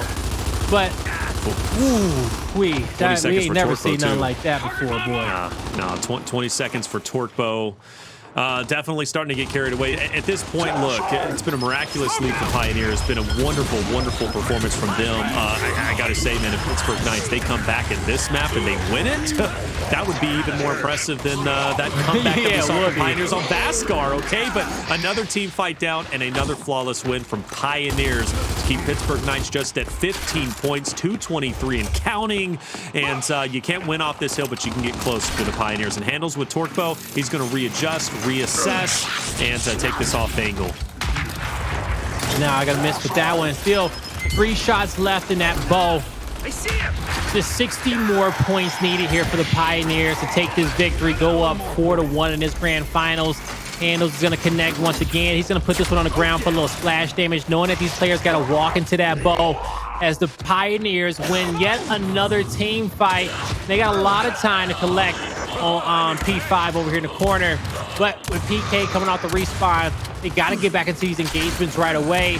With just 15 points on the board, they know that haven't anything worked yet, Taylor. Nothing has worked so far against this Pioneers team. And nothing, I don't know if anything is going to work. I mean, they are dying left and right. You know, we talked about Pioneer. we talked about Pioneers, and just when they're a team that gets the ball rolling, it's so difficult to shut them down. You just simply can't stop them. And Pioneers are feeling like gods right now. Let's just point it out there. I mean, look, 274 to 15. They had over 200 points before Pittsburgh Knights literally even got 1 point. They were stuck at 0. This might be the beginning of the end to this map, and who knows, even grand finals. Yeah, great nade. That's going to be a 2-piece. It's hard to even get hyped up at this point because, I mean, Pioneers, this is clinical. This whole map has been them getting non-stop kills and team wipes. I think we all need a reset after this one, okay? The Knights need a reset. We need a reset. Hell, the Pioneers, they just shut this series down. They shut this map down. As you see, Hndles moves in with all the support of his teammates. Just 10 points away, Taylor, from them being one map away in this grand finals. And it's going to come through. Nobody's there to contest that hill. 300 to 15. Pioneers win Ritual in one of the most dominant fashions. You never see a control in 8 minutes and 39 seconds, guys. That is a short amount of time, and Pioneers will in fact be up 4-1. One map away from victory, and that next map coming up is going to be Clocktower Execution.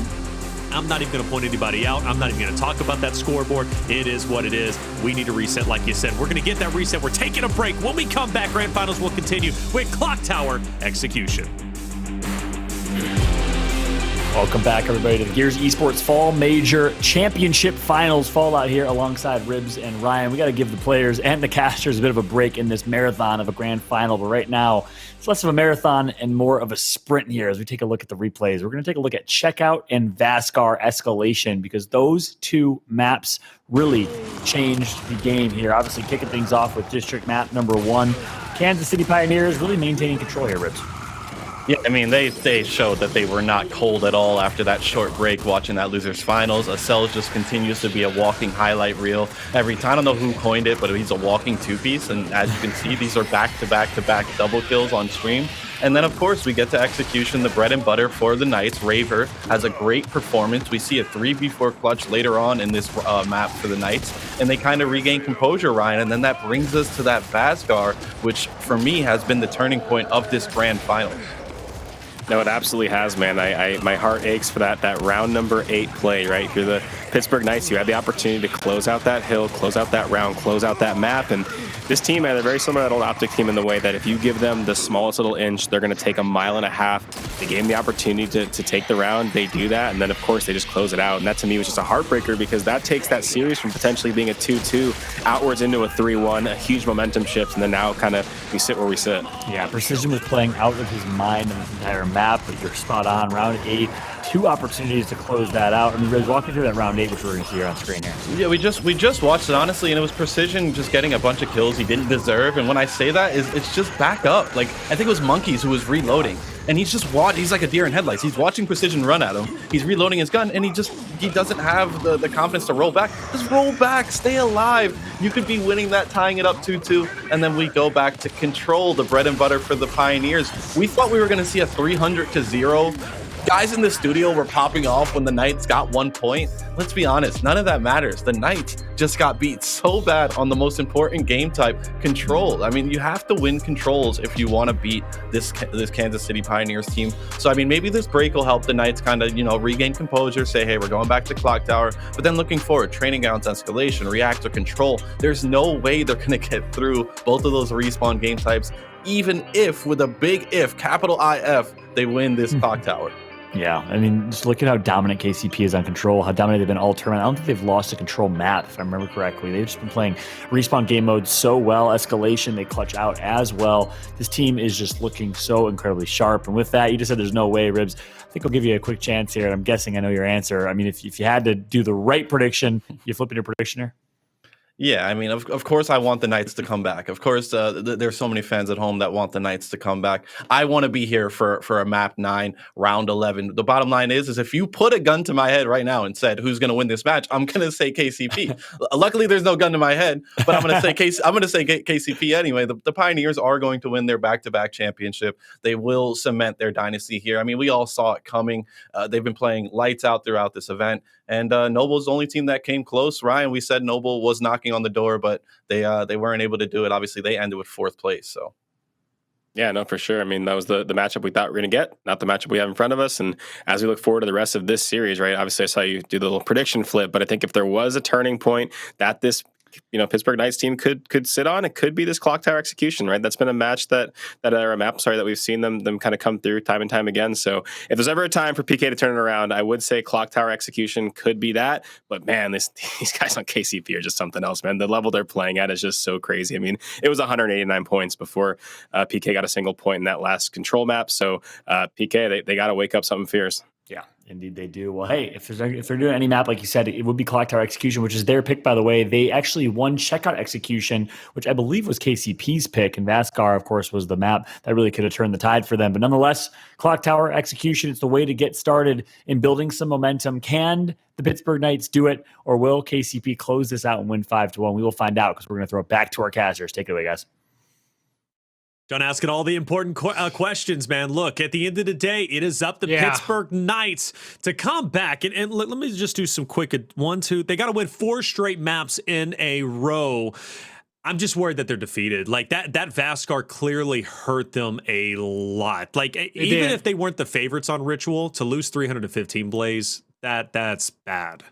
Yeah, no, that's really bad, okay? When it came down to it, the Pioneers showed that they were 20% better, all right? They came through, they dominated them, they didn't allow anything to happen. As Rib said, it could have been 300-0 at that point. It was all scrap time that was picked up. Nothing influential in the grand scheme of things. That was a perfect map by the Pioneers on a map in which was being picked all weekend long by PK, okay? They played well there, but we just saw how deflated they was after that escalation, because that's what they needed.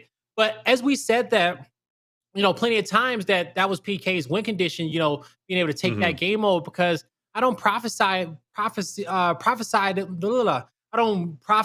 them winning the control maps in this series, okay? We just saw they got outclassed there. It's still one more coming up. Even if they take this execution and escalation, they still got to go get that next control map, which may be Spire or actually I think it's Regency on the back end of the cycle. It's Regency. Yep. No, Reactor. Sorry. Yeah, it's gonna be Reactor. Reactor going into Tomb. So this is just hard for PK at this point. Hard. They got to play perfect, but as we said before, they got to play this on a round by round basis, and it's going to start here on Clocktower Execution. It's going to start here. Clocktower Execution, like you said. The difficult thing is Pittsburgh Knights, they've got 2 teams to beat now. And first is their own mentality, their own mindset that, look, can we win this? Well, they've got to overcome that adversity. And, of course, then you got to go through the true team you got to play, all right, which is the Pioneers, who at this point have no reason to believe that they're not walking away with the championship once again. Okay, now the Dynasty talk is going to become a real talking point because, again, they haven't lost in 4 months and they're looking to go back-to-back in majors, and then you could throw the MSP before that, plus split 1 of Emergence days, okay? So the reality is Pioneers are truly looking like animals here and getting some dominant wins, but hey, at the end of the day, Clocktower Execution is a game mode that Pittsburgh Knights feel very comfortable on. I would like to see this series continue. I really would. And I do believe if Pittsburgh Knights can get a victory here on Clocktower, it would at least instill some more confidence into their ability to win this series. And they need more confidence because it's not going to get easier from here. Yeah, they're going to have to get the ball rolling once again. And then from there, they got pretty much 2 respawn maps in which they'll have to take, but we won't get ahead of ourselves too much. We're going to have to start thinking about this checkout execution. And when it comes down to it, I guess you could say one thing that we've seen from the Knights pretty much most of the day is Raver making some big plays with those nades throughout the map. So we'll see if he can do that once again, working that lower lane and creating some opportunities for his teammates. But on the flip end, we know Pioneers, they love to play to get Xysho that long shot when they can. And I think that's going to be a lot of their strategy to start this map off. And they're going to be aggressive with it. They're going to be cocky with it. But we'll see if PK can slow them down enough for Raver to rotate those nades, or just to pick up the kills there up top and fight back to get that long shot. You said aggressive, you said cocky. Normally that's a negative. In this case, I don't really even think that hurts the Pioneers, right? They can get aggressive and they can get cocky. And they still look like the team that's going to be the favorite to win. Again, there's Seriously, I challenge anybody to find a weak point with Pioneers. I hate to keep hyping them up, right? It's not biased towards NA. It's just, where is the Pioneers weak? I genuinely don't know. It's hard to pinpoint it.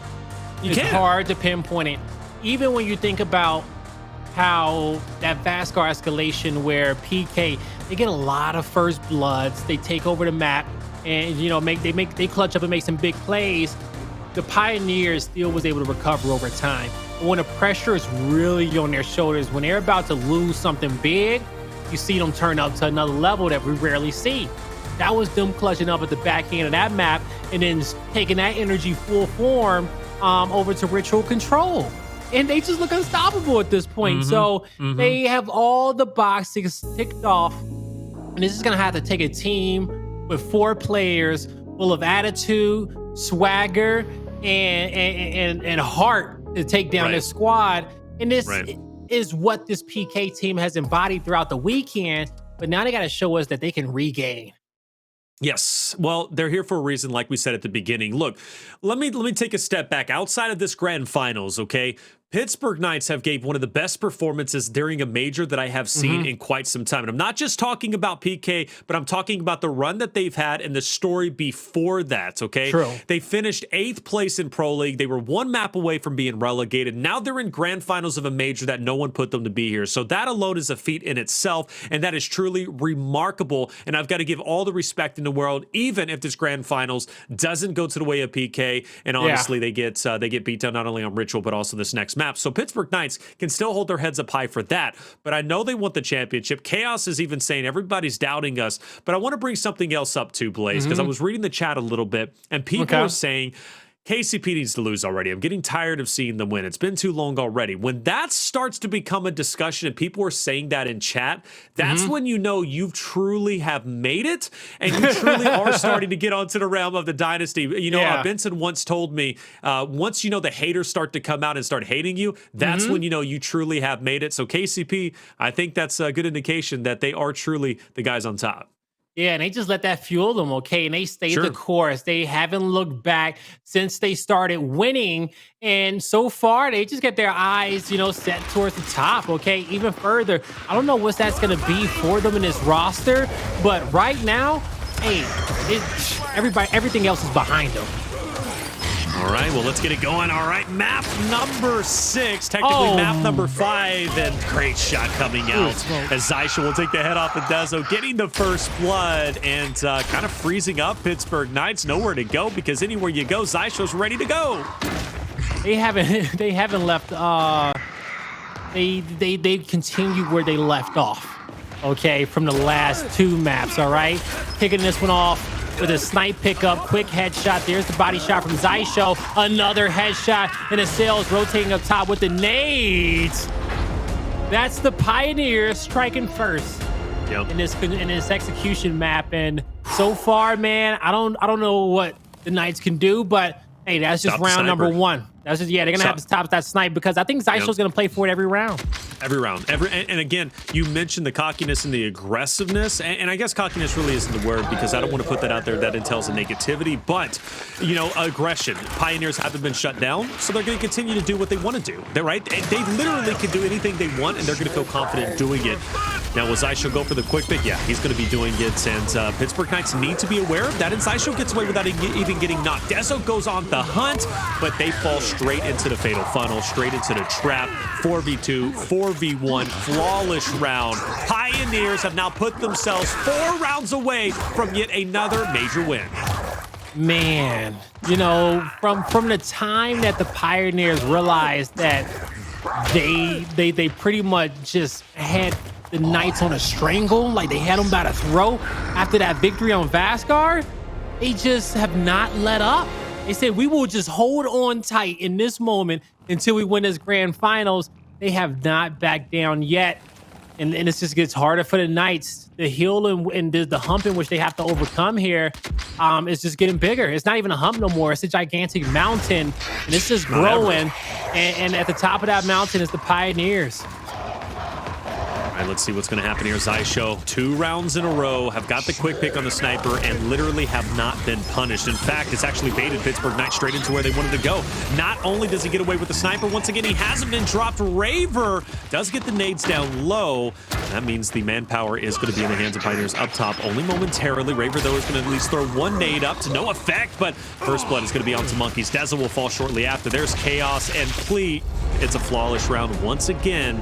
Has anybody died on the side of Pioneers? Maybe we have 1 death, but I don't think anybody has died. Let's take a look. No, Xysho. We got That's 1 death it. on Xysho. That's it. Wow. Other than that, the rest of the team is damn near perfect. Okay, damn near perfect, as they are going to be up 3-0 in this map. This map 5 of our, map 6 of our grand finals. The Pioneer is going to head back up top. I don't see him stopping his snipe strategy until the Knights can just prove that they can do it. Xysho quickly picks it up, uses the flashes to get out safely. Here's the media flank from Raver. The call out is there for the squad. 3v3 on the map, 3v2 for the Pioneers, as Monkyz is going to dip down. Desert Knight gets aggressive towards the back pillar. Full red, can't connect with the back 8, and Monkyz is taken out as well. At this moment, the Pioneers are 2 rounds away from taking your grand finals. Yes, sir. 2 rounds away, and they're looking to do it in a way of a 6-0 precision. Hndles have not died once. Precision has 7 kills to his name. Nothing's changed. Nothing has changed at all, Blaze. It is simply pushing for that. That's all we're seeing, and Pittsburgh Knights are struggling to respond to that. But hey, respond they must. They got to continue to go for it. The only deviation we've seen from the 4-man push is Raver going down low for nades. It didn't help him out, so now we go back to the tried and true 4v4 up top. Xysho once again getting the sniper, getting out basically rent-free. Acells going to pick up the first blood onto Dezo. Chaoz will follow suit. Now Monkyz and Raver last alive. Raver's down. Monkyz is down. No one is died. Precision alive? Yes. Is Hndles alive? Yes. They haven't died yet in 5 rounds. Oh man, it's a tag team. It's a tag team, and this is just a star-studded performance here coming from the Pioneers. It is dominant, and they are showcasing why, hey, they are the best team in Gears Esports, and it's about to be official again as they add another chip, just 1 round away from doing that. And the Knights, if they won this map, I give them all gas back in their favor. Okay, I'll start talking about them, winning this entire grand finals. Okay, Yes. if they win 6 rounds in a row, that'll make it. Yes. That'll be a huge statement. Yes. But those are what ifs. What We ifs? ain't seen any signs just yet, Taylor. Oh, man. Well, here we go. Here we go. Potentially the final round of the Fall Major. Pioneers 1 round away from winning yet another major and being undefeated in 4 months. What a spectacle that would be. And already first blood coming out. Raver has dropped off. Xysho's got the snipe in hand. Body onto Monkyz. Chaoz gets 1, but it's not going to be enough. Monkyz is going to be finished off. Pioneers, they will in fact win Clocktower 6-0, win this series 5-1, and they are officially your back-to-back champions after they win the Gears Fall Major. The dynasty is truly being built brick by brick. I am truly impressed. Brick by brick, step by step, the Pioneers have been charging through the competition, and they have not looked back. They add another trophy to the mantle. Who can stop them? I don't think anyone can. No one. Who can stop them? We've thrown everybody in the kitchen sink at them, and they still haven't been stopped. Now, did they lose in Pro League to Rebel and Noble? 100%. 100%. Did they lose to them in the major? They didn't lose in the major, okay? Nobody. They didn't lose to anybody. That includes pool Nobody. play. That includes the winners No bracket, one. the grand finals. No one. Absolutely insane, man. They are the best. They are absolutely the best once again, and you can't argue that. And you look at this grand final series, okay? The first map, they come out, they make a statement, they lose that execution, but every map after that, okay, the Vasgar, they clutch up something fierce. That was it. And then from there, the ritual control, the Clocktower execution, absolute dominance. They saw PK about to grasp even just some hope in this finals and get this one all tied up 2-2. And they said, nah, forget that. Let's check them up one time. That's exactly what they did. They reminded them that there is levels to this and that they are a better squad. The Pioneers, the only one who contested them throughout this entire tournament, Taylor, was Noble. Yeah. and then the Pioneers made a point to them. The reverse okay, sweep. when they reverse swept them. Yeah, the reverse sweep. They haven't looked back. Right. And that's truly powerful. It really is. Noble could have easily been here, but it was Pittsburgh Knights. And, hey, again, shout out to Pittsburgh Knights for being here in the first place. Truly phenomenal. The fact that, again, I've been saying it, but just to recap, 8th place in Pro League. Everybody doubted them. No one thought they would make it here. Yet 2nd place. Yes, it hurts. Latin American 2nd place once again. North America once again wins a major. But Pittsburgh Knights hasn't been in grand finals in quite some time. Actually, I think the last time was the winter major when they had to play against a vanquished roster, which, hey, surprise, surprise, that still consisted of Acells, Hndles, and Precision. The only X factor now was obviously Xysho joining into the mix. 2nd time they take the L, but you know what? That's okay. They'll continue to get better. And now they have a real reason to stay together, because I think at one point we were thinking, look, if they had a poor major performance, we might have seen a big roster change. At this point, I would be very, very upset if I saw a roster change. This PK roster needs to stay together and continue to get better like fine wine.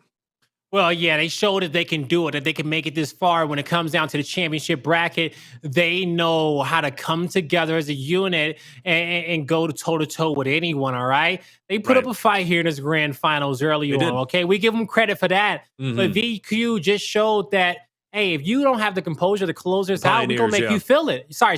Yeah, the Pioneers, apologies. But the Pioneers show that they can get that done. And so at the end of the day, this team, has given multiple championships to multiple orgs, okay? Right. Well, and they're going to keep adding to the mantle, but I know the Pioneers going to be taking good care of these boys, all right? And they're going to hold them down for a very long time as they're going to continue to try to keep adding trophies to that total, because as I said before, can anyone stop them? I don't think they can ever, the way that they're looking. I mean, who could at this point? Hey, by the way, Pioneers' first championship, right? If I'm not mistaken. Yes, before this it is was their first time a part of the league. Yes, yeah. So well done. Big congratulations to Pioneers for that one. Good call out, Taylor. Absolutely. Pioneers, congratulations. You get your first championship. They gave Vanquish their first. Now they give Pioneers the first. Like you said, they go from home to home, but every home they go to, check it out. They give trophies. They give results. You love to see that. You really do. It's been a phenomenal grand finals, a great tournament all around, Blaze. It's been a blessing casting with you. It has been a blessing. And shout out to the Gears community out there. You guys have been awesome all throughout the entirety of the weekend, showcasing your fandom to all your favorite squads. And most importantly, shout out to all the players who competed, because you put on a fantastic show, every single one of you. And I'm excited to get back to the Pro League. I'm excited as well. Of course, we have relegation coming up, but before we do, we got to recap the tournament, grand finals, and we have the 3 best people to break it down. Love all of you guys, by the way. Hit the follow button if you haven't already, but our time has come to a conclusion. But check it out. John, Ryan, Ribs, let's talk about the grand finals as well as break down the entire tournament. Absolutely. Reflections Blaze. Great job. Great cast as always. I'm Fallout, joined alongside Ryan and Ribs to break down the action following a championship win, the first ever for the Kansas City Pioneers. A major congratulations to the organization. They come in, they pick up the best team in Gears, and they get rewarded with that fine trophy. A massive congratulations to them. But let's talk about how they did it. We were just on, obviously, the segment right before that last map. We showcased the replays from that. Let's go ahead and take a look at the replays here in just a moment from that Clocktower domination, in case you're just tuning in for whatever reason. You may have blinked, you may have missed it, because a 6-0 clean sweep so fast for the hands of the Pioneers, Ribs. Oh, yeah, that was bad. That was really bad. I mean, at this point, KCP said, just pay me. I don't want to make this any more interesting. For a second there, it might have got interesting, but this Clocktower was just an absolute thing. I mean, Xysho had the sniper every single round. The Knights couldn't stop it. Raver tried to do his patented go down low, try to flank, try to get nades. None of it was working. There's times when I'm watching this Pioneers roster, it seems like it's just one person that controls all 4 characters. They're always on the same page. They're always shooting the same person. And then there's always trust that the people are going to hit their shots. There's always trust there. And it's just a scary sight to see. And honestly, this Pioneers roster is just so talented on every single front. It's the Kansas City Pioneer Megazord is what it is, honestly, with how well they come together as one. Ryan, this KCP squad, you've played against, you've seen, you've witnessed some great teams in Gears Esports history. Where do they rank? Man, oh man, they're still paving their path right now. That's the craziest part, right? We're talking about how good they are. We're talking about how accomplished they are. These boys are still seemingly in their prime. I mean, look at this, a 5-1 victory in the grand finals over a red-hot Pittsburgh Knights team, guys who've been in the grand finals time and time again, a very experienced team. So to beat those guys at that scoreline is just truly, truly impressive. A huge, huge congratulations to this Pioneers team. They're paving the way, man. I'm telling you right now. You ask kind of where I rank them, already very, very freaking high. I mean, they've been on an absolute tear now. They haven't lost a major event in I don't even know how many months it is. Taylor can probably tell you the last time they lost something, but it's just unbelievable, right? I mean, this is a team that you just love to watch win. They're they talk their talk, but they're also a humble group of guys. They love playing the game. They're very forward, but the fact that they're just a group of brothers, man. They love playing together. They love building chemistry. They love hanging out outside of the game. They love gaming together inside of the game, and they're just enjoying it, and they're just kind of along for the ride, right? They said that let the guys like us talk about their legacy, talk about their dynasty. They're just living in the moment, man, enjoying winning. Yep, and they're doing a lot of that, a lot of winning, that's for sure. And, I just wish we could create some type of simulation where we could take the all-time greats, almost like you do in Madden or NBA 2K or something, bring them all together. You'd get Infinity in there, you'd get the Insanes in there, you'd get Optic Gaming, you'd get the Envy Echo Fox boys, and of course, you'd have to throw the Kansas City Pioneers in that mix as well. But boy, it's tough to say. It could all be speculation, but this KCP squad, you got to think top 2 dynasties of all time. I think there's still a ways to go to kind of dethrone or beat the Optic Gaming dynasty from Gears 4, Gears UE, and Gears 5. But nonetheless, they're on their way, and they're not done yet. God knows when they're going to finish. But let's take a look at the bracket and see how they had to get there, what they had to get through. Really not a whole lot of work. Slight work for them. 3-0 over Rise in the winners finals. 5-1 over the Knights in the grand finals. And I believe prior to that, they struggled maybe a little bit. They lost a map or two, but they went undefeated, didn't even lose a map in pool play. I mean, they've maybe only lost two or three maps. I was counting in my head earlier. I think they lost 3 maps on the weekend, 1 today and 2 yesterday. It's a dominant performance, and just like my take on it, obviously at this point it's not obvious, but in my opinion, Pioneers, this roster is the best Gears 5 roster. They're going to take this title, the best Gears 5 roster ever, and obviously the only competition would be that franchise Kenny and Powers roster. But I think Fran would agree at this point, this version of Gears 5, the version of Gears 5 that will play throughout this season, Pioneers will be the best roster. Hard to deny that with how they've been playing. Again, congratulations to them in the grand scheme of things here. And, we're obviously going to start, we're going to award an MVP, the ASTRO MVP at the end of the show. Start speculating a little bit. I mean, it's tough to pick just one. Precision played really well in those finals though, Ryan. Yeah, I mean, to me, the player that has stuck out for me from start to finish has been Acells. Obviously, the last time around it was Xysho. Xysho had a hell of a performance, but this time, every time I watch this team play, Acells is a walking 3-piece. You look at all the highlight packages, it's Acells 3-piece is like probably 40% of the clips, right? I mean, the guy has just been on a tear all weekend long. You heard him in the interview too. He was nice, cool, calm, collected, just again, these guys just have a good time. Like, it's just, you can tell in their gameplay. They are just enjoying the moment. They're enjoying these victories, and they're just some of the most talented players we've ever seen. So very, very happy for these guys, man. I think they definitely deserve it. They put in the work. It's not easy being on top, right? It's not easy having that target in your back at all times, and they just continue to perform. That's right. And I'm excited, right? One moment soon here, we're going to actually have, I think, Acells and Hndles, not sure. We'll get that confirmed for you in a second. Live for an interview. We're getting that set up as we speak right now. I'm excited to get their thoughts as well. Last time we had Hndles for an interview, it was pure entertainment, pure comedy. So I'm excited to channel a little bit more of that magic. But on the flip side, Pittsburgh Knights, they get second place overall. I mean, obviously, nothing to be disappointed in. Not many people would have expected the Pittsburgh Knights to get second place in this tournament, Ribs. Yeah, I really think that the Knights stole the show. I mean, literally, the people at home, the people in Latin America, they must have been going absolutely crazy watching the Knights run. From this championship Sunday was exciting because of that first match, right? If it wasn't for that first match, we would have saw 3-0, 3-0, 5-1. That's not exciting. But because we got to see that noble Knights upset, I was so happy that I showed up to work today, because I was thinking about just going to the golf course and playing some golf. Ask Ryan. But then I was like, KCP's going to win. Why do I got to come? But I'm glad I got to see that matchup. No, seriously, Chaoz, all of the Knights boys, I hope you guys are going to stay together. I second that statement that Taylor said. Please don't make a roster change. Yeah. You guys made it to the grand finals despite all odds, and I think you guys are going to continue to grow your chemistry. Raver, Monkyz continue to put the stats you're putting. You guys are right there knocking on the door. The best Latin American team after this weekend. Hands down. And that's a tough accomplishment by all means. There's so much competition down south of the border here. So congratulations again to the Knights. However, it is time. We do have Acells and Hndles live for an interview, championship interview with the boys themselves. Hndles, Acells. How you guys feeling right now? Hndles, starting with you, man. What are your thoughts? I'm feeling great right now. Like, words really can't describe how I'm feeling. But because in the beginning of the season, we had took 2 losses, dang near back to back, and people were saying, "Oh, integrity cams, pioneers this, pioneers that." I'm like, okay, just gonna let people do their talking. Everybody talks, but until it's time to be a grown man on Sunday, then people are quiet. But yeah, I'm feeling great right now. Feeling great. Great Well-deserved win, man. Appreciate you. Well deserved. Acells, how about you, man? How you feeling? Feeling good, man. It was a great team win. Proud of the guys, and it all came down to that Vasgar map, honestly. It's insane. Absolutely crazy. Ryan, what you got for him? Yeah, sorry, Ribs. My bad. I meant to say Ribs. What you got for him? Ribs, go ahead.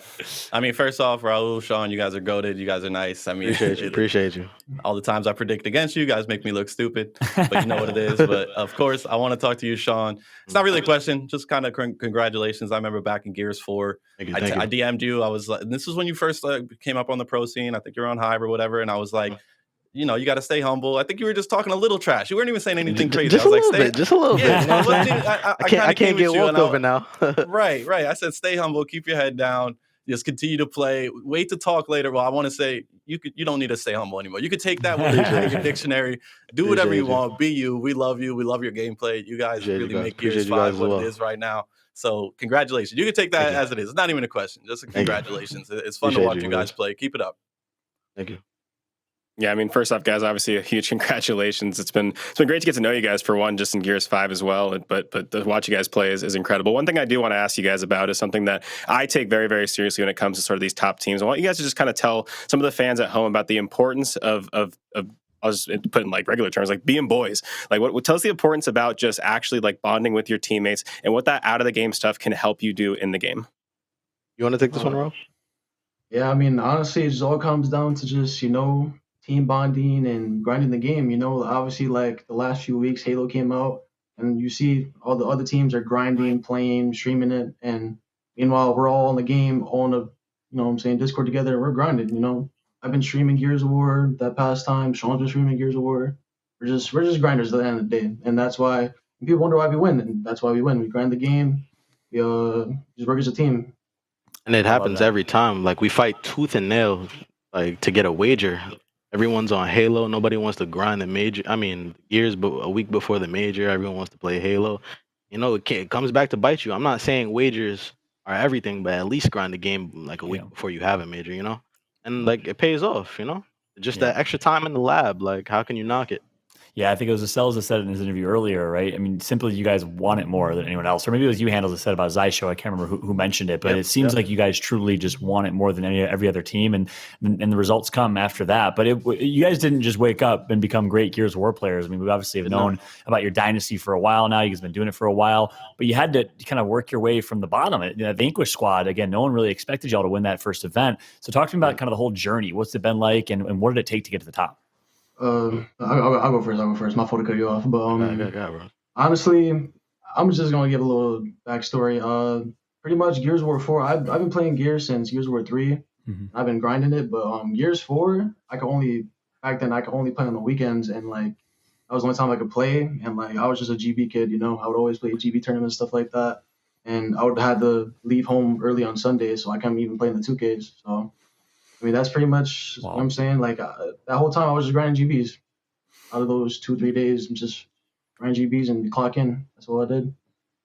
That's for me. I Go ahead, Raul. Go ahead.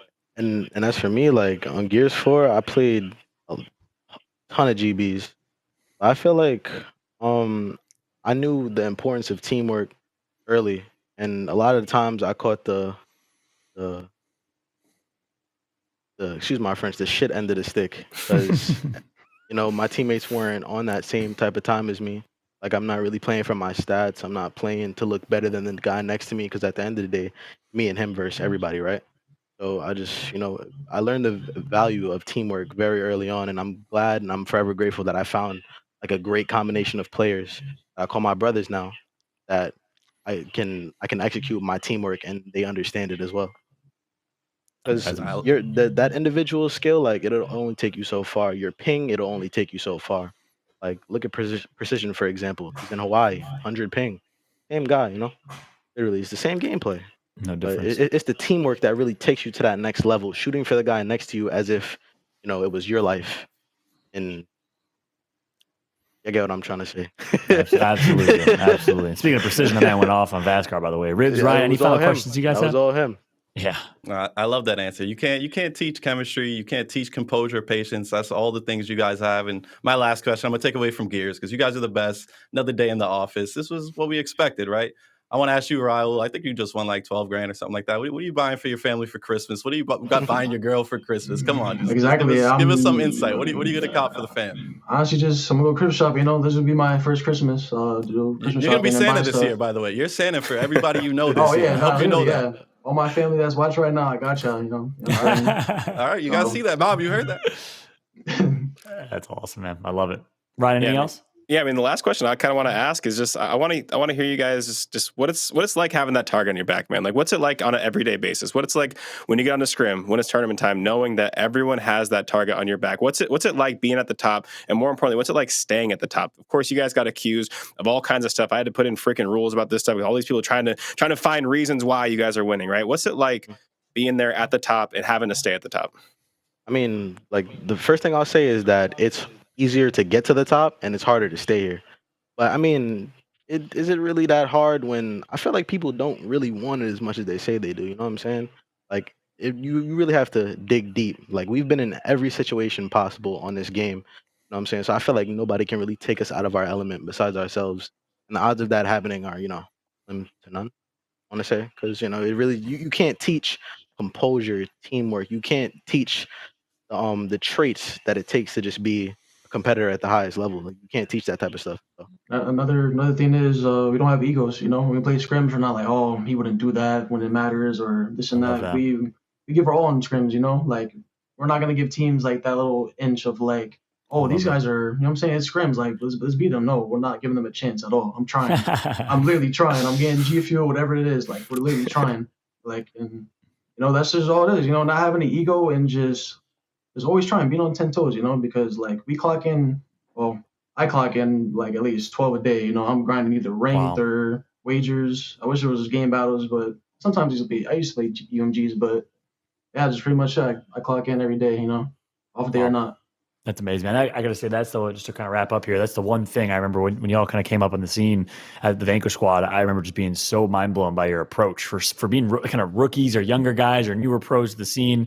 You guys were professionals in every sense of the word. Your preparation, your mentality, your interviews, so well composed, so well put together. So kudos to y'all. Hey, listen, we want to let you guys go and enjoy it and celebrate. You know, I've been around a lot of champions in the esports industry, and like I said, not many like you guys that have the mentality like you. So I know this is just the beginning. We're excited to see what the Kansas City Pioneers dynasty continues to do as time progresses. But enjoy the night. Have a great time. Thanks so much for joining us, guys. Thanks, guys. All right. Wow. Well spoken, well said from them. A lot of respect for these guys, though, overall. You know, as we start to kind of wrap up here and obviously jump into our MVP segment in a minute, any kind of reactions to that interview, Rips? I love those guys to death, man. I'm so proud of them. And honestly, I've taken a step back from the pro scene, like talking to the pros. I used to DM these guys all the time. Like I said, I DM'd Hndles in the back in the day and said, yo, stay humble. And he's still humble. I mean, he doesn't have to be humble anymore. And you heard it. He said, we don't have egos. That's the definition of being humble. So, I mean, just take notes. The people at home that are inspired by these players, you should be inspired. These are the best of the best for a valid reason. Yep. They didn't get here because of luck. Absolutely. Well, again, congratulations to them. And it's now time to show who our ASTRO MVP of the major is going to be. And let's take a look at the replay package. It's none other than the man himself, Acells, popped off every single map, MVP after MVP, high kills, insane performances. I mean, look, the man put together a montage here. Cue the Breaking Benjamin, because every single clip you're about to see, insane performance from Acells. I mean, Ryan, what makes him so great? The guy, like you said, is just a human highlight reel. You can see, like, it's kind of what he talked about in his interview, right? Like, he takes every single map like it's his last. He's going to approach everyone the same, whether it's scrims, whether it's a tournament. He has the same level of confidence no matter what the fight is. And that's why when he gets into those fights, most of the time, he's ready. His opponent, they're not always ready. So it's his level of confidence. It's obviously his individual mechanical skill. The guy is just truly a special player. And you can clearly see he's humble as well. Obviously, as you guys know, I deal with a lot of Gears of War players on a day-to-day basis. And it's very rare that you see a superstar who is as humble and respectful as someone like Acells is. He talks his talk like we all do, but for the most part, man, you can see, man, he never wants anyone to take that throne from him. And just a huge congratulations on not only on the tournament victory, but an incredible tournament performance and being our MVP. Yeah, and again, watching him play, it is reminiscent of watching, again, mental, explosive, Atmos, some of the best players of all time play in the USA. Now I understand why. Hearing him say in that interview, I grind the game 12 hours a day. I mean, the dude does not take his foot off the gas pedal. He is such a pro in terms of preparation and everything he does in his approach to the game. So kudos again to Acells, a well-deserved ASTRO MVP, as we, of course, start to wrap up the show here. Let's take a look at the overall standings. In case you just watched the grand finals, we'll take a look and see. Pioneers in first place, $56,000 divided between the four players. That is a remarkable weekend. Pittsburgh, right before the holidays, Christmas, Hanukkah, whatever you're celebrating, by the way. Pittsburgh Knights with 30 grand right behind them. Congrats to them. Rise with 16 grand. Noble with 8 grand, all the way down to Fire and Ice in 7th, 8th, alongside Oxygen, 1,500 a piece. So again, major congratulations to all of our players competing. You're going to walk home with a piece of that $120,000 prize pool for this major, and it's well deserved here. That's for sure. As we, of course, start to wrap up the show today, I want to throw it to y'all for any final thoughts, any final shout outs, Ribs? Of course, thank you to UMG, thank you to the Coalition, Astro, Blue, all of our sponsors. You guys know I love to be a part of this gear that's just, I like a talking head. Just come up, just talk about these players. And of course, Ryan, John, you guys are great analysts. You guys make this so easy for me. So I chop it up with you guys all day, whether it's on camera, off camera. And of course, the players, the organization. I mean, thank you for having me. It's a lot of fun to be up here. I think this was an extremely smooth show. Everything went as it was supposed to.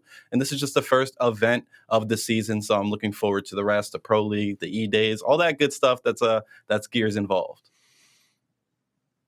Ryan?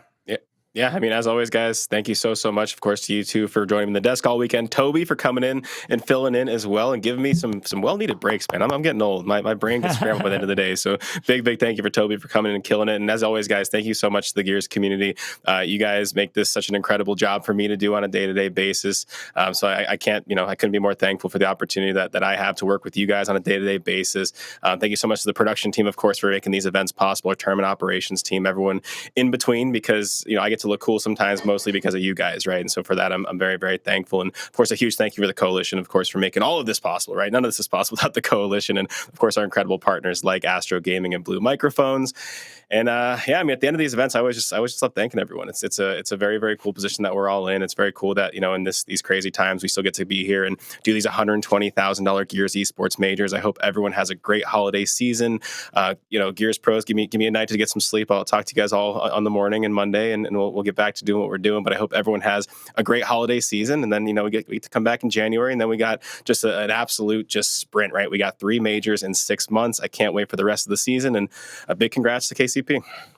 And thank you, Ryan, for all that you do with UMG. And you obviously are such a great representative and person to be leading the ship here. And of course, Goalie, Softer, our producers, our observers, Tom, everyone that's helping out and supporting this broadcast. Big shout out to UMG, Xbox, the Coalition, and our partners, Blue and Astro. Would not be possible without you. And my last thoughts, hey, look, Gears fam, I wouldn't have my life, I wouldn't have my career if it wasn't for Gears. It's a game that means the world to me, and I guess we are all thankful for this franchise, that's for sure. Gears fam, the best fam. Thank you for watching. Thank you for tuning in. We hope you enjoyed the gameplay. We cannot wait to see you on our Pro Leagues, E-Days, and our next major. Have a great night, everybody.